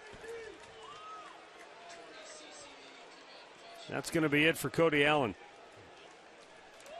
So his last 2 appearances, he has given up home runs in each of them. And confidence might be a concern now at the back end of the bullpen. He's been so good all season long. This one hurts tonight. The Tigers go in front now 4-2. We've got a timeout.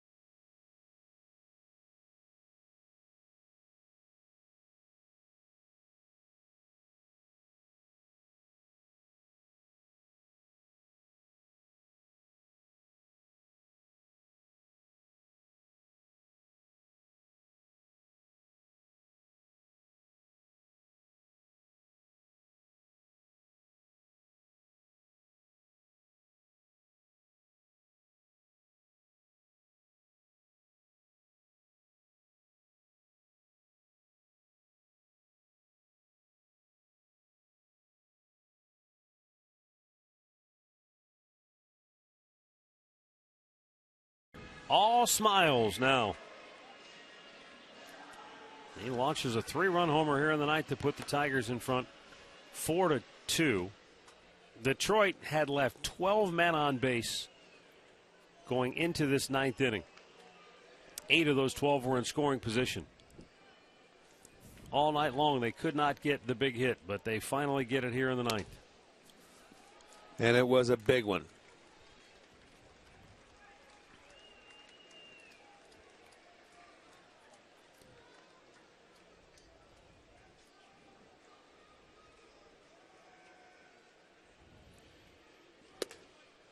CeCe throws it by Castellanos. And the count 0-2.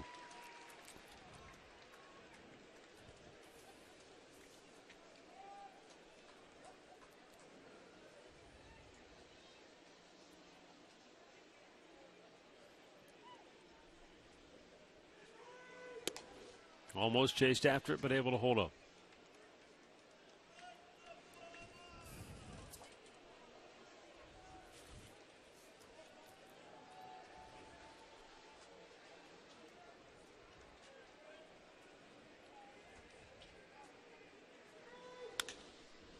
One hop smash to second. 2 down.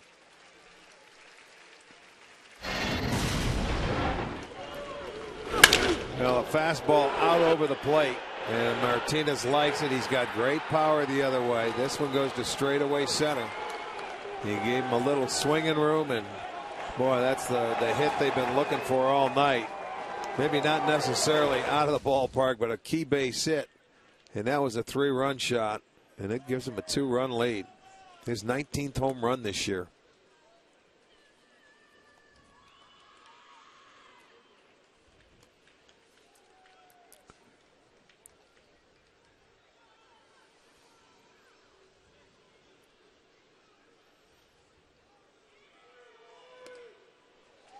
Threw it by him 1-1. Joe Nathan getting loose now. Bottom of the ninth will feature the top of the order for Cleveland. Now the 1-1.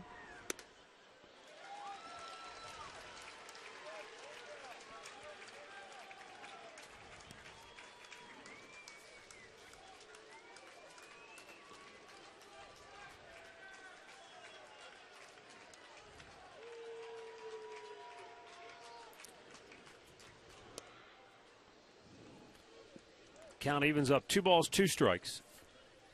Holiday came on for Alex Avila when he was hit by a foul ball behind the plate back in the 6th inning.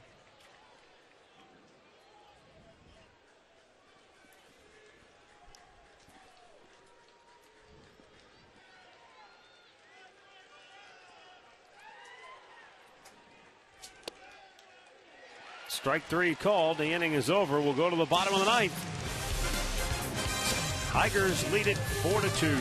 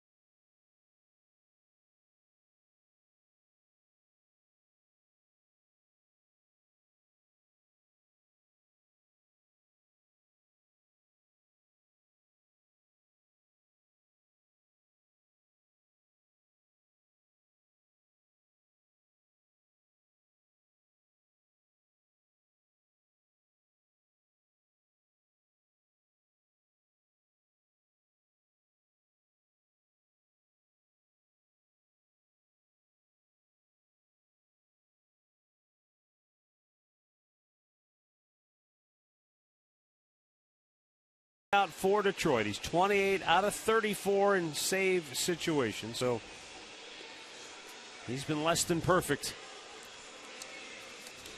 And defensively now for Detroit, Don Kelly comes into the ball game, taking over for Nick Castellanos at third base. Nathan has appeared in 6 games against the Indians this year. 1 win, 1 loss, 2 saves. Covering 6 innings, he's given up 8 hits and 6 earned runs. So the Indians have been able to get to him. They need a base runner to get that tying run to the dish.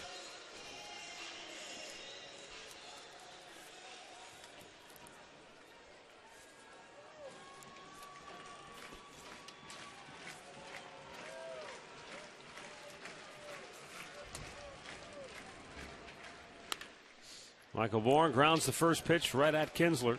1 down.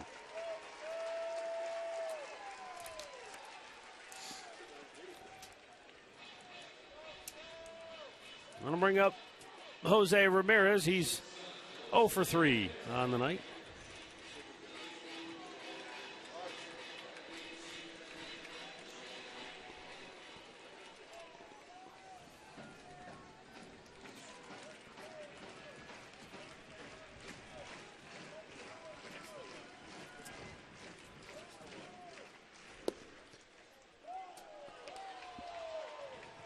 Called a strike.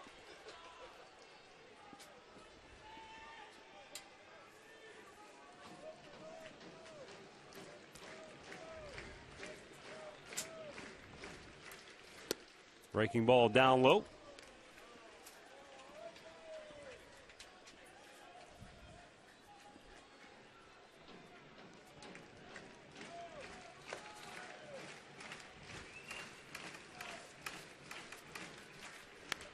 Trying to bunt his way aboard. Bunted it too hard, though. 2 down. Game 3 in this 4-game series tomorrow night. Danny Salazar will go up against Justin Verlander, and we'll have it for you at 7 o'clock here on Sports Time Ohio.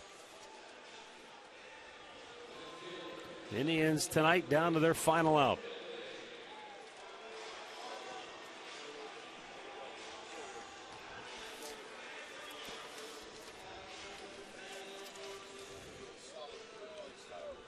Michael Brantley is 1 for 3 tonight. Singleton scored in the first. He walked back in the 5th inning.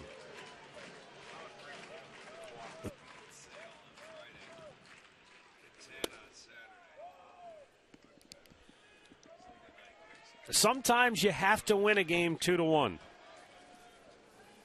Yes, but no question. But the underlying theme for, I don't know, the last month, 10 or 12 games at least, is offensively the Indians just haven't generated much. Well, in the month, I think, of August, they have averaged 3.4 runs. And you're not going to win many games. When you're playing the Detroit Tigers, you're going to have to score 5 going into it. You better set your standard right like that and get after it, because if you don't, you are in for a dogfight. Because the Indians couldn't have pitched any better for the first 8 innings, at least to keep those guys in the ball game. 2-1. They had left 12 stranded before they finally got a big hit. And sooner or later, someone's going to get one if you keep getting the opportunities. Yep. But the Indians have had their chance. They've left 10 runners stranded as well.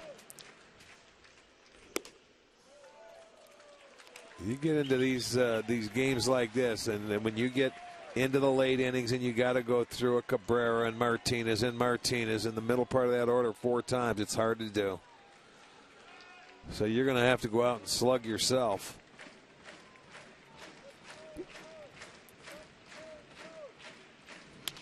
Line to left, a base hit. Brantley gives the Indians some hope. They will bring the tying run to the plate with 2 outs in the bottom of the 9th, and it will be Carlos Santana who provided the Indians only runs of the night back in the first inning with a 2-run homer. And he will be facing Joe Nathan with the game on the line here in the bottom of the 9th with 2 out.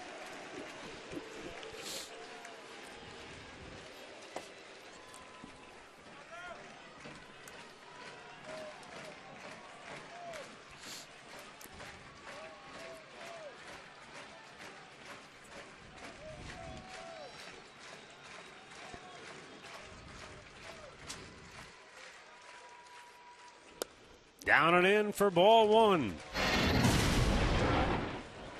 Back in Detroit. Remember, it was a Saturday night game. Off Joe Nathan high off that wall. Driving in a couple of runs for the Indians. So take another one of those right here.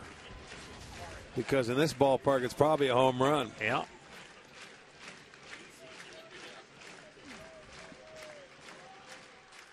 Brantley takes off. Santana hits it high in the air, left center field. And Davis makes the catch to end the ball game. So Detroit has taken the first two in this showdown between the Indians and Tigers. And tonight they did it by stunning the Tribe with a 3-run homer in the ninth. And they win it by a final count of 4-2. Time now for our key play of the game, brought to you by KeyBank. Well, let's go into the ninth inning, and it was a big one. A fastball out over the plate. J.D. Martinez, home run number 19, 2 runners aboard. He just got Victor Martinez out. Could not get this guy as he gives the Detroit Tigers a 4-2 lead and the game winner in this ball game. So they take the first 2 games of this series. That's going to be our KeyBank key play of the game, brought to you by KeyBank.